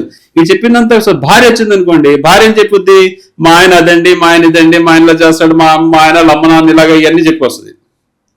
భర్త వచ్చాడు అనుకోండి, భర్త ఇన్ఫర్మేషన్ చెప్తాడు, మా భార్య గయ్యాలండి, అసలు వాళ్ళ అమ్మ ఉందండి, అసలు డబుల్ గయ్యాలి ఇవన్నీ చెప్పుకొస్తాడు. మనం ఈ కాన్సెప్ట్ మీద నా క్లయింట్ ఎవరైతే ఉన్నారో, మన క్లయింట్ ఎవరైనా వీడి మీద చేస్తాం. అక్కడ వీళ్ళు చెప్పిన బేస్ని బట్టి అక్కడ మనం ఆర్గ్యుమెంట్ చేస్తాం. ఆర్గ్యుమెంట్ చేసేటప్పుడు అవతల పక్కలు ఎవరైతే ఉన్నారో, ఫర్ ఎగ్జాంపుల్ భార్య కేసు చేస్తున్నాం అండి, భర్త చుట్టాలు, భర్త తాలూకు మదర్ ఫాదర్ అంతా అక్కడ నుంచి ఉన్నారు. సో మా ఆర్గ్యుమెంట్స్, ఈవిడెవరు మా చుట్టం కాదు, ఈవిడ మా చుట్టం, based on the information of the client which she has given, I believe that it's true and we are arguing the case in front of the court and we are giving our representation on behalf of my client. That's all. There is no personal relation. But coming to this point, ఎడసమని చెప్తారు, sir నా client అత్తగారు ఎవరైతే ఉన్నారో ఆవిడ ఉదయం 5 గంటల నుంచి మా క్లయింట్ ఇలా హెరాస్ చేసి పాప జరిగిందంటే ఆవిడ తెలియదు. అక్కడ ఈ లాయర్ గారు నా గురించి ఏం తెలుసు ఇలా చెప్పేశాడు వీడు అని చెప్పి వీడు ఏం చేస్తారంటే, వీళ్ళు 10 నిమిషాలు ఆ లాయర్ ఉన్నాడు చూడమ్మా, మా కోడలు ఏం చెప్పిందో ఏం చెప్పదో తెలియదు, ఇంకా ఎక్కువ. వీళ్ళంతా చాలా డేంజర్. అసలు ఇంకొన్ని కేసుల్లో నేను ప్రాక్టికల్గా చూశానండి, భర్తలు లాయర్కి వార్నింగ్ ఇచ్చినోళ్ళు, భార్యలు లాయర్కి వార్నింగ్ ఇచ్చినోళ్ళు, మీ సంగతి చూస్తారండి, మా ఆయనకి మీరు ఇలా చేస్తుంది, మా ఆయనకి మీరే సపోర్ట్ చేస్తున్నారు. ఏం చేస్తామండి? ఇంకో విషయం ఏంటంటే, కొంతమంది అడ్వకేట్లు మీరంటే నా మీద అడ్వకేట్లు కోపం రావచ్చు, కానీ కొంతమంది అడ్వకేట్లు చూశాను కొన్ని చోట్ల. ఇప్పుడు భార్య వచ్చి ఒక చెప్పింది ఇలా ఏంటంటే, అమ్మా ఇది కేసులు అడగమ్మా, ఇంకో కొన్ని పాయింట్స్ యాడ్ చేయండి, రాయించే వాళ్ళు లేరంటారా? అది నాకు తెలియదు. అంటే కేసు ప్రకారం మీరు అడ్వకేట్ మీరు చెప్పలేరేమో, ఇది అమ్మా ఇది ఈ పాయింట్ స్ట్రాంగ్ ఉండదమ్మా, ఇంకొక పాయింట్ అయితే స్ట్రాంగ్ ఉండదని భర్తకు అట్నుంచి పెట్టారు. ఎందుకంటే ఇట్లా పెట్టే వాళ్ళు లేరంటారా? మరి ఇక్కడ పడ్డ బాధలకు న్యాయం కావాలా? అంటే అలాగే తప్పైతే ఎవరు చెప్పరండి, తప్పేమని చెప్పరు. అలాగని చెప్పేసి అబద్ధాలు అంటే మీకు అర్థమైపోతుంది క్రాస్లో. అక్కడ అర్థమైపోతుంది, ఇక్కడైతే కొంతమంది ఉన్నారు తిట్టుకుంటారే ఉన్నాం లాయర్లు కానీ. అలాగే మీకు ఆస్తి తగాదాలు ఉన్నాయండి. ఆస్తి తగాదాల్లో కూడా వాళ్ళు చేసుకున్న ఇదంతా కూడా అడ్వకేట్ మీద తీసుకొచ్చేస్తారు. అలాగే మరి అడ్వకేట్ ఇప్పుడు మనం వర్క్ చేస్తున్నామంటే క్లయింట్స్ యొక్క దీనికే కదండి. ఎవరైతే ఇప్పుడు మనం చూసేది ఏంటంటే మన దగ్గర ఎవరైతే క్లయింట్ వచ్చారో వాళ్ళు న్యాయం చేయాలి. వాళ్ళు న్యాయం చేసే తప్పులు కూడా కాదు. అందుకే నేను చాలా స్పష్టంగా ఏం చెప్తా అంటే అండి, ఈ కేసులో ఇంతవరకు బలం ఉంది, ఈ కేసులో అంటారు. అందుకని ఇప్పుడు మీరు చెప్పినట్టు రాజీ మార్గం, సుప్రీంకోర్టు కూడా ఏం చేస్తుంది, రాజీ మార్గమే రాజమార్గం. సో ఆల్టర్నేటివ్ డిస్ప్యూట్ రెజల్యూషన్, మీ సమస్యలు మీరు పరిష్కారం చేసుకుని ఎంత తొందరగా చేసుకోండి. ఆసరా ద్వారా కూడా నేను కూడా ఏం చేస్తాను, ఫస్ట్ 10,000 మీడియేషన్ కేసు చేశానంటే నేనేది ఒక్క రూపాయి కూడా తీసుకోలేదు మళ్ళీ ఫర్ యువర్ కైండ్ ఇన్ఫర్మేషన్. ఇద్దరి మధ్యలో ఒకటి చెప్తాను, అమ్మా మీరు కోర్టుకి వెళ్తే ఇన్నాళ్ళు పడుతుంది, 2 సంవత్సరాలు మీరు తిరగాలి, ఆయన తిరగాలి, అల్టిమేట్గా మీదేంటి, మీ రిలీఫ్ ఏంటి. నేను నా మీడియేషన్లో సక్సెస్ అవడానికి ఒకటే కారణం, నేను ఒకటే చేస్తాను, మీరు నా చుట్టం కాదు, మీరు నా శత్రువు కాదు. ఈయన ఫేవర్ చేస్తే నాకే రాదు, నీకు ఫేవర్ చేయకపోవడం నాకేం పోదు. మీ ఇద్దరు కామన్ దాన్ని దెబ్బలాడుతున్నారు. ఓకే, మహా దెబ్బలాట్లు ఏమైనా సరే ఫైనాన్షియల్ ట్రాన్సాక్షన్ అది ఈగో అండి, 90% ఈగో. ఆ ఈగో అనే పాయింట్ కాసేపు తగ్గించుకున్నారు అనుకోండి, రెండు క్లియర్ అయిపోతాయి. మనం చేయగలిగే పని ఏంటి. అలాగే రెండో చాలా మాటలు బిజినెస్ ట్రాన్సాక్షన్ ఏంటంటే, సార్ నాకు 10 లక్షలు ఇవ్వాలంటాడు, సార్ అది కాదండి 50 లక్షలు అంటాడు. సో నేను చూసుకుంటాను, ఓహో 10, 50, 40 చాలా డేంజర్ తీసుకురావడం. జాగ్రత్తగా ఇంకో 15, 20 తీసుకొచ్చావు, జాగ్రత్తగా 30, 40 తీసుకొచ్చావు, ఇవన్నీ చేసావు అనుకోండి, ఇది అప్పుడు మళ్ళీ వాడికి చెప్తావు క్లాసెస్. రెండో విషయం ఏంటంటే క్లయింట్స్ కూడా ఎలా ఉంటారంటే అండి, ఎంత అవకాశం దొరికితే అంతవరకు అవతలని ఇబ్బంది పెట్టాలి. రెండు రకాల వాళ్ళు కూడా కొన్ని విషయాలు చెప్పరు, అన్ని విషయాలు నిజంగా చెప్పేసి అంటారు, విషయం వచ్చేసి కొన్ని విషయాలు మనం బయట పెడుతుంటారు. సార్ ఇంకోటి విన్నా నేను, అడ్వకేట్ అని రాస్తే లోన్లు ఇవ్వరని విన్నా, కరెక్టేనా సార్? చాలా బ్యాంకులు ప్రొఫెషన్ దగ్గర అడ్వకేట్ అని కనిపిస్తే రిజెక్ట్ చేస్తారంట లోన్స్. దీని మీదే మొన్న అదే బ్యాంక్ అడిగాడు మేము, అసలు వాళ్ళు లోన్ ఇవ్వాలా వద్దా డిసైడ్ చేసేది ఎవరండి అడిగి, మళ్ళీ అడ్వకేట్. సో మరి చూడండి, మళ్ళీ అడ్వకేటే. ఒకవేళ అడిగి లోన్ ఎగ్గొట్టిన తర్వాత వసూలు చేసేది ఎవరండి, అడ్వకేటే. కాకపోతే మార్కెట్లో మరి అడ్వకేట్కి పోలీసు వాళ్ళకి ఇవ్వరు అంటున్నారు, మీరు చక్కగా చేసే అడ్వకేట్స్ చాలా మంది లోన్స్ తీసుకున్నారు. నానుడు సార్, నేను ఎప్పుడు ఒకటి చెప్తాను సార్, భారతదేశంలో మనకున్న ఒక అద్భుతమైన అవకాశం, అందరికి ఉన్న ఒక వెసులుబాటు ఏంటంటే ఎవరికి తోచిన స్టేట్మెంట్ వాళ్ళు ఇచ్చేయచ్చు. మనకి దేశం మన రాజ్యాంగం మనకి ఇచ్చిన వాక్ స్వాతంత్రం పక్కంటే చూసారా, ఈ మధ్యలో కొంచెం కట్టడి చేసుకోవాల్సిన ఎవరి మీద వాళ్ళ మీద చేయొద్దని వాక్ స్వాతంత్రం. అరే లాయర్ లోన్ ఇవ్వరట, అయిపోయింది. ఎలా అన్నారు, కొంతమంది లాయర్లు కూడా చెప్పారు సార్ నాతో.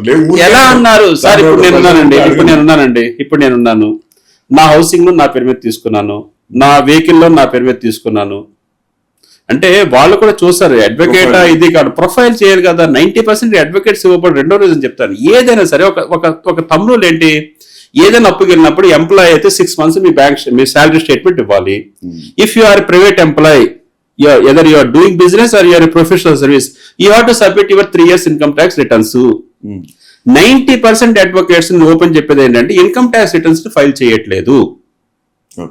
ఎప్పుడైతే ఇన్కమ్ ట్యాక్స్ రిటర్న్స్ అప్పు వచ్చినప్పుడు అక్కడికి వెళ్తారు, బ్యాంక్కి అవసరం వచ్చినప్పుడు అక్కడికి వెళ్తారు, నిరంతరం నాకు లోన్ కావాలి అంటాడు. లోన్ కావాలి, మీరు ఏం చేస్తున్నారని అంటారు, నేను అడ్వకేట్ అని అంటారు. రిటర్న్స్ ఉన్నాయంటే లేదు, ఫైల్ చేయలేదని అంటాడు. కానీ మీరు బయటకు వచ్చి ఏం చెప్తాడు, ఎవరైనా సరే నేను రిటర్న్స్ ఫైల్ చేయలేదు కాబట్టి ఇవ్వలేదని చెప్పండి, అడ్వకేట్ అంటే ఇవ్వనన్నారని చెప్పేసి అంటారు. అలాగే నేను చాలా క్లియర్గా చెప్తున్నానండి. సో రిటర్న్స్ పర్ఫెక్ట్ గా ఫైల్ చేసిన వాళ్ళకి ఎందుకు లోన్స్ రావట్లేదు సార్? ఒకటి మీ దృష్టిలో ఏది ఎలా ఉన్నా ఒకటి మాత్రం చెప్తున్నాను, నేను అడ్వకేట్ గా ప్రాక్టీస్ చేస్తూ, అడ్వకేట్స్ అంటే మార్కెట్ లో ఏదైతే అనుకుంటున్నారో అది కాదు. అడ్వకేట్ అనే వ్యక్తి ఎల్లప్పుడూ కూడా క్లయింట్ యొక్క సంక్షేమాన్ని కోరుకుంటూ, ఈయన యొక్క ఆరోగ్యం బాగున్నా బాగాలేకపోయినా వాయిదా వచ్చేసరికి క్రిమినల్ కేసు అయితే ఆ మార్నింగ్ రిప్రజెంటేషన్ చేశాను లేదా ఒకవేళ రాకపోతే వారెంట్ వస్తున్న టెన్షన్తో పడి చాలా మంది అడ్వకేట్స్ విషయం చెప్తున్నానండి, క్లయింట్స్ కూడా వాళ్ళ క్రిమినల్ కేసులో ఎపీరియన్స్ ఇవ్వలేకపోతే క్లయింట్ రాకపోతే వారెంట్ ఇస్తారేమో అని చెప్పి టెన్షన్ పడి బీపీ షుగర్లు తెచ్చుకుని చాలా మంది లాయర్ని నేను చూశాను. క్లయింట్ కోసం ఇంట్లో వాళ్ళ ప్రాబ్లం కూడా ఉదయం 10:30 అయ్యేసరికి అక్కడ రిప్రజెంటేషన్ చేయాలి లోయర్ కోర్ట్స్లో. నేను లోయర్ కోర్ట్ ప్రాక్టీస్ చేసి హైకోర్టుకి వచ్చాను, సుప్రీంకోర్టుకి వచ్చాను. అన్నిటికంటే డేంజర్ చాలా చాలా అంటే tension practice district court practice అండి.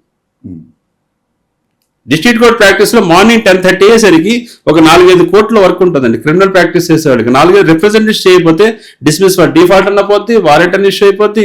ఒక కోర్టు ఒక చోట ఉంటుంది, ఒక చోట ఒక కోర్టు ఉంటుంది. మళ్ళీ జూనియర్స్ని అసెంబ్లీ చేసుకోవాలి, అక్కడ అవ్వకపోతే వారెంట్ ఇచ్చేస్తారు. ఇవన్నీ ఎంత స్ట్రెస్ అండి.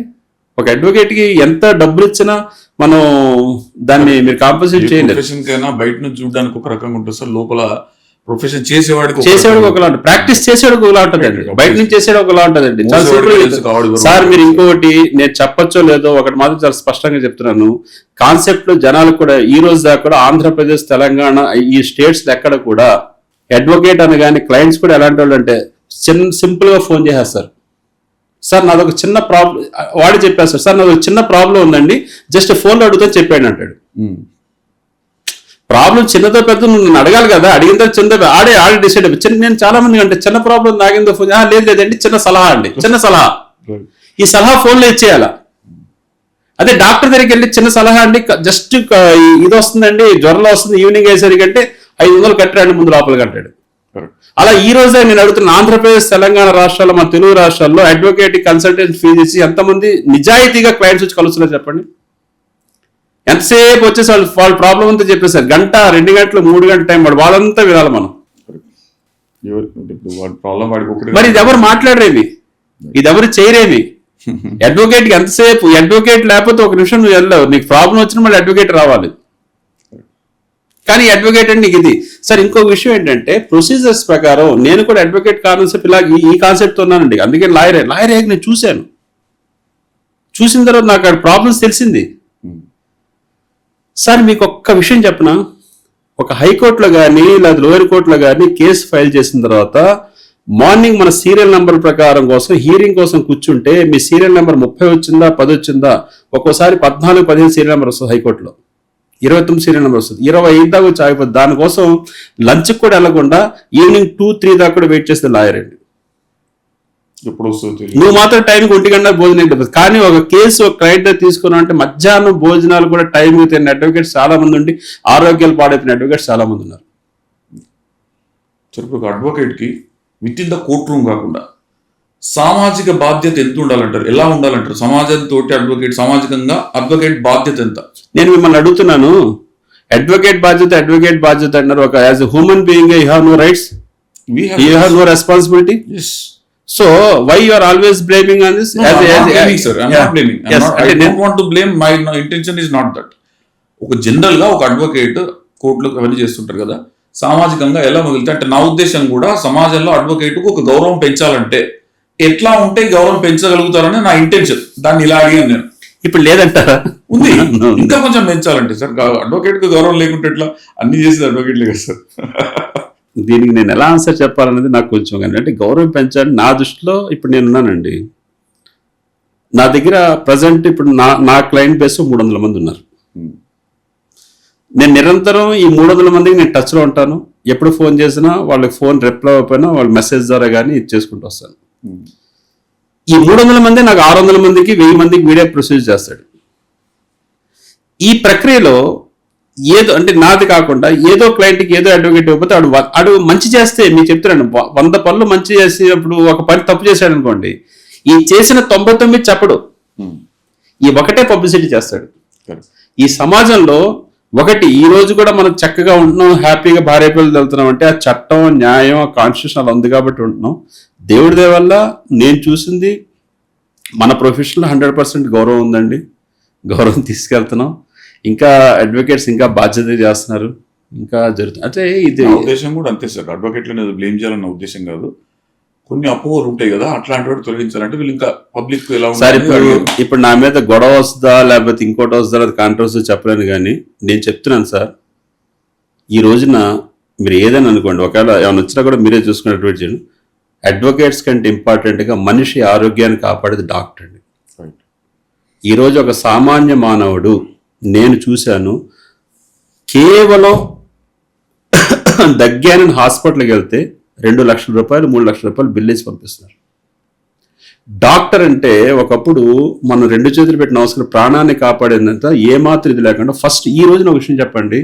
నాకు నా చిన్నప్పుడు ఆరోగ్యం బాగాలేదు, మా ఇంటిలో బాధకు డాక్టర్ వచ్చేసి జస్ట్ ఇలా నాడి పట్టుకొని ఇలా ఇలా వాచ్ చూసి, నాకు ఇప్పటికి గుర్తండి, ఇలా నాడి పట్టుకొని వాచ్ చూస్తూ అని కొట్టి, ఏయ్ నీకేం లేదు వెళ్ళిపో, టాబ్లెట్స్ అక్కర్లేదు. ఈ రోజు చెప్పండి, అంటే 30 సంవత్సరాల క్రితమే ఆరోగ్యం మీద నాడి పట్టుకొని మీ ఆరోగ్యం అని చెప్పి ఆరోగ్యంగా ఉండేలా చేస్తున్న ఆ టైము టెక్నాలజీ పెరిగిందన్నారు, ఇవన్నీ పెరిగిందండి. ఈ రోజు నా అంతకంటే ఎక్కువ చదువుకున్న డాక్టర్స్ ఎవరన్నా మనిషి చేయి పట్టుకుంటున్నారా? అంటే కొంతమంది ఉంటారు ఎక్కడ, నేను ఎక్కడ చూడలేదండి, మనిషి చేయి పట్టుకుని చూడలేదు. మీరు బాగాలేదని హాస్పిటల్కి వెళ్ళండి, వాళ్ళు కూడా చెప్తున్నారు. కన్సల్టేషన్ ఫీజు వెళ్ళగానే ఫస్ట్ వెళ్ళగానే మనుషులే చూస్తారు, ఏంటమ్మా మీ ప్రాబ్లం అంటున్నారండి. ప్రాబ్లం అంటే కొంచెం ఇక్కడ కడుపులో నొప్పి వస్తుంది, దీంతో పాటు ఇక్కడికి వస్తుంటే ఒక పని చేయండి, టకటకటకట రాస్తున్నానండి. మొత్తం టెస్టులన్నీ నిండిపోతాయి, ఈ టెస్టులను చేయించారండి అంటాడు. టెస్టులు లేకుండా డాక్టర్ ట్రీట్మెంట్ చేసిన డాక్టర్ వాళ్ళు చూపెట్టండి. ఇంకా దారుణ విషయం ఏంటంటే టెస్టులన్నీ తీసుకొచ్చిన తర్వాత నేను డైలీ చూస్తున్నాను సార్ కేసులు. ఈ టెస్టులన్నీ తీసుకొచ్చిన తర్వాత ఈ డాక్టర్ తీసుకున్న తర్వాత మళ్ళీ డాక్టర్ ఆపరేషన్ అన్నాడు, లేకపోతే ఇంకోటి అన్నాడు, ఇది భయం. మళ్ళీ ఇంకోటి దగ్గరికి వెళ్ళారనుకోండి సార్, ఇంకా ఆశ్చర్య విషయం చెప్పనా, ఈ టెస్టులు 2 days అవుతాయి చేయించి, మళ్ళీ ఆ టెస్టులు రాస్తారు. అదేంటి సార్ మొన్నే చేయించాం కదంటే, ఈ 2 రోజుల్లో మార్పు వచ్చిందమ్మా, ఏమొచ్చిందో తెలియదంటే ఏం చేస్తారు చెప్పండి. ఇప్పుడు ఎవరు చెప్తారు ఈ బాధ? అది వాళ్ళ డాక్టర్లు చెప్పాలి సార్. మీ అడ్వకేట్ల ప్రాబ్లం మీరు చెప్పినట్టు అది ఒక డాక్టర్ని ప్రశ్నిస్తే తెలుస్తుంది కదా, వాళ్ళ సాధకాలు బాధకాలు వాళ్ళకు కూడా ఉంటాయి కదా. సో అది పర్ఫెక్ట్ పర్సన్ ఒక డాక్టర్ అయితే చెప్పగలుగుతారు, నేను మీరు చెప్పలేం కదా అది. సో సార్ ఇంకొక విషయం, నాకు మీరు బార్ కౌన్సిల్లో పోటీ చేస్తున్నారని తెలిసింది. సో మీరు బార్ కౌన్సిల్ పోటీ చేసినప్పుడు మీకు ఎందుకు ఓటేయాలి, మీ అడ్వకేట్లకు ఏం చెప్తారు, మీరు ఏం చేస్తారు, మీరు గెలిస్తే ఏం చేస్తారు? ఇది అడగకూడని ప్రశ్న, బట్ అడుగుతున్నాను క్యాజువల్ గా. సార్ మంచిగా సార్ ఒకటి చెప్తున్నాను, బార్ కౌన్సిల్లో పోటీ చేసి ఆ పదవి తీసుకొని ఏదో హోదాలా కాదండి. బార్ కౌన్సిల్లో ఎన్నికైన తర్వాత ఏదైతే తీసుకుంటున్నామో అది సేవ చేయడానికి ఒక టూల్ అండి, అది సేవ చేయడానికి.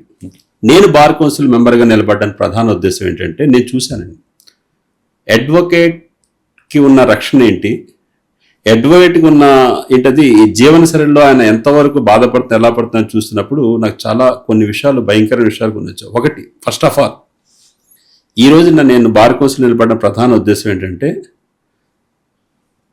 రాష్ట్రంలో ఉన్న అడ్వకేట్స్ అందరూ కూడా, ఎస్పెషల్లీ సీనియర్ అడ్వకేట్స్, అంటే ఎప్పుడు కూడా అంటే మా నాన్నకి ఓ పక్కే చూసాం. అంటే మీరు ఇందాక అడిగినట్టుగా కొంతమంది డబ్బున్న వాళ్ళు లేదా కొంతమంది మోసాలు చేసేవాళ్ళు, కానీ చాలామంది నిజాయితీగా నలిగిపోతున్నారు చాలామంది. ఫస్ట్ ఆఫ్ ఆల్ నేను చూసింది ఏంటంటే, అడ్వకేట్కి హెల్త్ ఎలా ఉందని ఆలోచించే పరిస్థితులు అడ్వకేట్ ఉన్నాడు. ఫస్ట్ నేను బార్ కౌన్సిల్ మెంబర్ అయిన తర్వాత ఫస్ట్ ఏం చూసానంటే, మన రాష్ట్రంలో ఇప్పుడు ఎక్కడైతే పోలింగ్ బూత్స్ ఉన్నాయో దగ్గర 154, 174 పాయింట్స్లో పోలింగ్ బూత్స్ చేస్తున్నారు. ఈ పోలింగ్ బూత్స్ అంటే ప్రతి అడ్వకేట్ అక్కడికి వచ్చి దాన్ని వినియోగించుకునేలా ఉంది కాబట్టి అక్కడ పెడతారు. ఫస్ట్ నేను ఆలోచన ఏంటంటే, ఈ సెంటర్స్ అన్నిట్లో కూడా నేను 100% అడ్వకేట్స్కి మళ్ళీ ఇక్కడ తీసుకొచ్చేసి ఫ్రీ మెడికల్ క్యాంప్ చేయించి ఈ రోజుకి ఆయన ఆరోగ్య పరిస్థితి ఎలా ఉందో ఫస్ట్ చూసుకోవడం, అది మనం 100% చేస్తాం.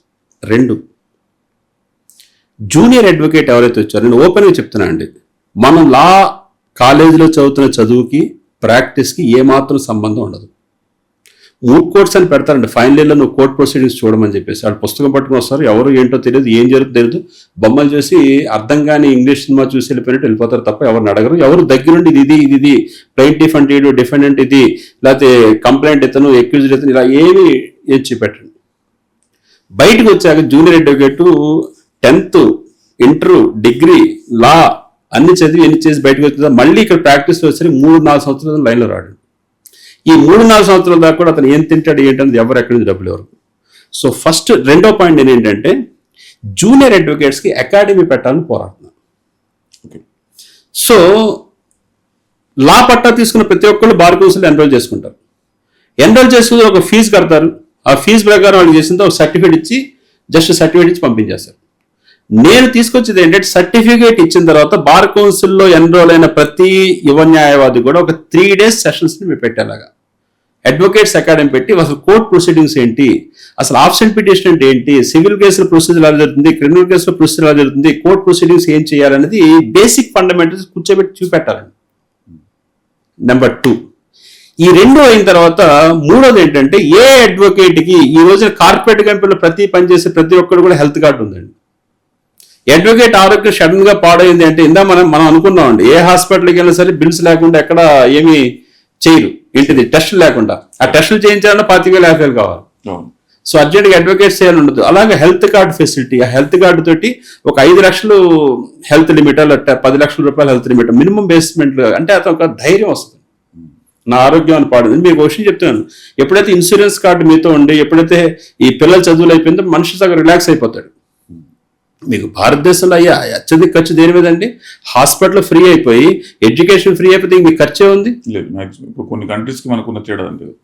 సో 3 హెల్త్ కార్డు ఎన్ని తీసుకొచ్చిన తర్వాత 4వ పాయింట్ ఏంటంటే, హెల్త్ కార్డు ఇవన్నీ అయిన తర్వాత ఏంటంటే డెత్ బెనిఫిట్స్ మీద, దాని తర్వాత మిగతా అడ్వకేట్స్. ఇప్పుడు 5వ ఇంపార్టెంట్ పాయింట్ ఏంటంటే సార్, మన ఆంధ్రప్రదేశ్ రాష్ట్రంలో ప్రపంచ దేశాలన్నీ ప్రతిష్టాత్మక చూసి అద్భుతమైన రాజధాని సృష్టికర్త గౌరవ ముఖ్యమంత్రి శ్రీ నారా చంద్రబాబు నాయుడు గారు ఒక అద్భుతమైన సృష్టించబోతున్నారు.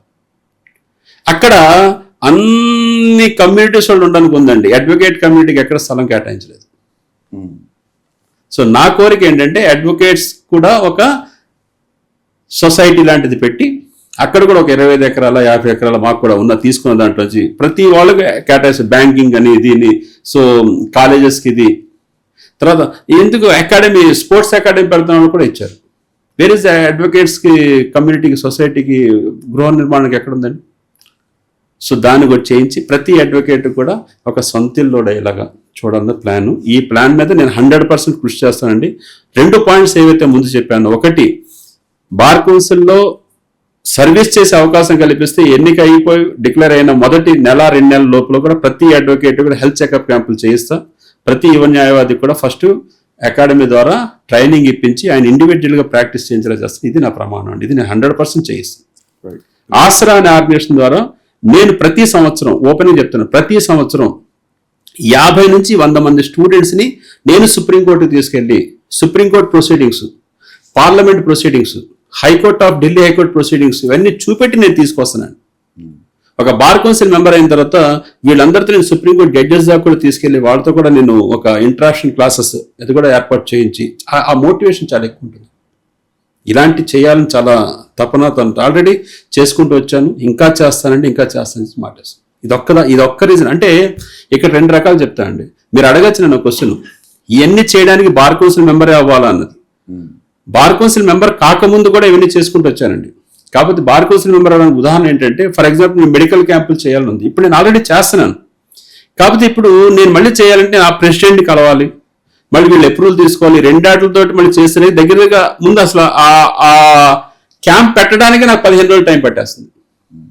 ఆ క్వశ్చన్ నేను అడిగాను. ఎందుకంటే ఇప్పుడు అదే క్వశ్చన్ రాజకీయ నాయకుడిని అడిగితే, నువ్వు సేవ చేయడానికి రాజకీయం ఎందుకు అంటే, మన వ్యవస్థ ఉండదు కాబట్టి కొంత పవర్ అనేది ఉండాలి. ఏదైనా పని చేయాలంటే కొంత అథెంటిసిటీ ఉండాలి, పవర్ ఉండాలి. ఆ క్వశ్చన్ ఇప్పుడు నేను బార్ కౌన్సిల్ మెంబర్ అనుకోండి, నేను అక్కడి నుంచి సర్క్యులర్ పంపిస్తాను. నేను ఆల్రెడీ హాస్పిటల్తో మాట్లాడతాను, సర్క్యులర్ పంపిస్తాను, ఈ టైంలో మీరు ఇక్కడ పెట్టించేట్లు చేస్తాను. ఇప్పుడు నాకేమవుతుంది, వెళ్ళి ఆ లోకల్ బార్ ప్రెసిడెంట్ కలవాలి, బార్ కౌన్సిల్ మెంబర్ పర్మిషన్ తీసుకుని 2 అయ్యే లోపల ఈయన కలిసి ఆయన ఉండరు, ఆయన కలిసి ఈయన ఉండరు, వీళ్ళిద్దరు కలిసిన తర్వాత ఆయన టైం ప్రకారం ఆయన చెప్తారు, ఈయన టైం ప్రకారం ఇదంతా చేస్తే ఆల్ టైం దొరకదండి. కరెక్ట్. నేనేం చేస్తున్నా, వాళ్ళు టైం ఇస్తారు, ఆ టైం ప్రకారం నేను బయట చేసుకుంటూ వెళ్ళిపోతున్నా. తర్వాత 2, ఆల్రెడీ నేను క్లాసెస్ కండక్ట్ చేస్తున్నా, ఇప్పుడు జూనియర్ అడ్వకేట్స్ కండక్ట్ చేస్తున్నా, అది ఇంకొంచెం అథెంటికేట్ గా చేయొచ్చు. సో 100% నేను ఇచ్చే అష్యూరెన్స్ ఏంటంటే సార్, ఒకటి సార్, సమాజంలో మార్పులు నేను ఎప్పుడు ఒకటి చెప్తాను, నువ్వేం చేసావా వాడేం చేశాడు కాకుండా నేనేం చేశాను. నా లక్ష్యం ఎప్పుడు ఒకటే అండి. ఇప్పుడు ఈ ఆర్గనైజేషన్ ద్వారా నేను క్లియర్గా చెప్పగలుగుతానండి, చేసిన 275 కేసులో ఒక్కొక్క కేసు ఒక హిస్టరీ ఉంది, ఉందండి.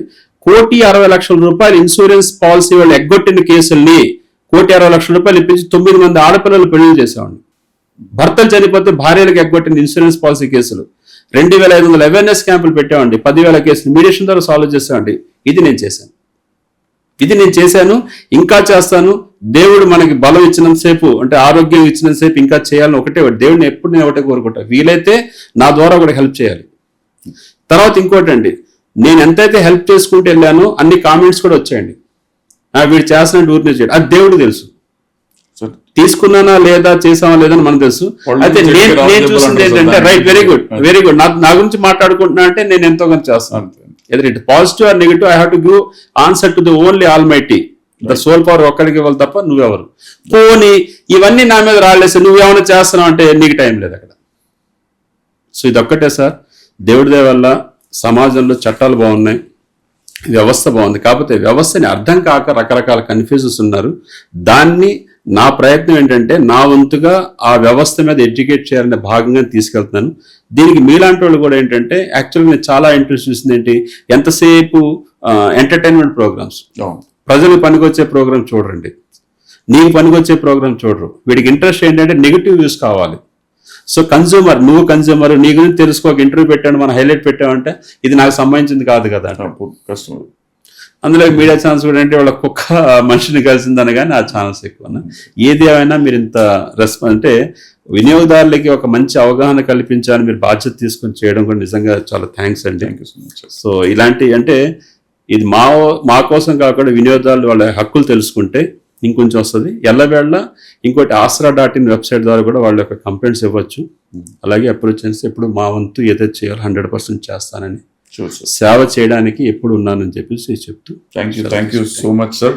సో అది హబీబ్ అలీ గారితో మన ఇంటర్వ్యూ. చాలా ఇన్ఫర్మేషన్ అయితే ఇచ్చారు. అంటే నేను ముందు అనుకున్నప్పుడు ఇంత వస్తుంది అనుకోలేదు. బట్ కన్జ్యూమర్ ఫోరం గురించి, కన్జ్యూమర్ హక్కుల గురించి, ఎండ్ యూజర్ హక్కుల గురించి చాలా అద్భుతమైన ఇన్ఫర్మేషన్ అయితే ఇచ్చారు. సో ఇంత ఇన్ఫర్మేషన్ వచ్చాను అనుకోలేదు. మళ్ళీ ఒకసారి ఆయన ఇప్పుడు ఎలక్షన్ బిజీలో ఉన్నారు యాక్చువల్గా, మళ్ళీ ఒక ఫుల్ సెషన్ అయితే పెట్టుకొని కొన్ని పర్టికులర్ ఇష్యూస్ తీసుకొని వాటి మీద మాట్లాడే ప్రయత్నం కూడా చేద్దాం. సార్ రిక్వెస్ట్ చేసి కొన్ని రెగ్యులర్ లీగల్ ఇష్యూస్ మీద మనం అప్పుడప్పుడు సెషన్స్ పెట్టుకునే ప్రయత్నం కూడా చేద్దాం. వాళ్ళు సహకరిస్తే డెఫినెట్గా, ఎందుకంటే సోషల్ రెస్పాన్సిబిలిటీ ఉన్న వ్యక్తి వారు కనుక మనకు సహకరిస్తారని అనుకుంటున్నాను. ఎప్పుడన్నా మేము పిలిస్తే రండి సార్. ప్రజోపకారార్థం చేసేది కనుక మీరు అన్నట్టు వాళ్ళు చూసినా చూడకపోయినా, కొంతమంది చూసినా ఒక్కరికి ఉపయోగపడ్డ సంతోషం కనుక అట్లాంటి సెషన్స్ ఏమైనా ప్లాన్ చేసుకుందాం సార్ మనం. సో ఇది ఇంటర్వ్యూ. నెక్స్ట్ మళ్ళీ ఒక లీగల్తో ఇంకొక గెస్ట్ తో మళ్ళీ కలుద్దాం. Thank you so much. Sriram Illandula. జై హింద్.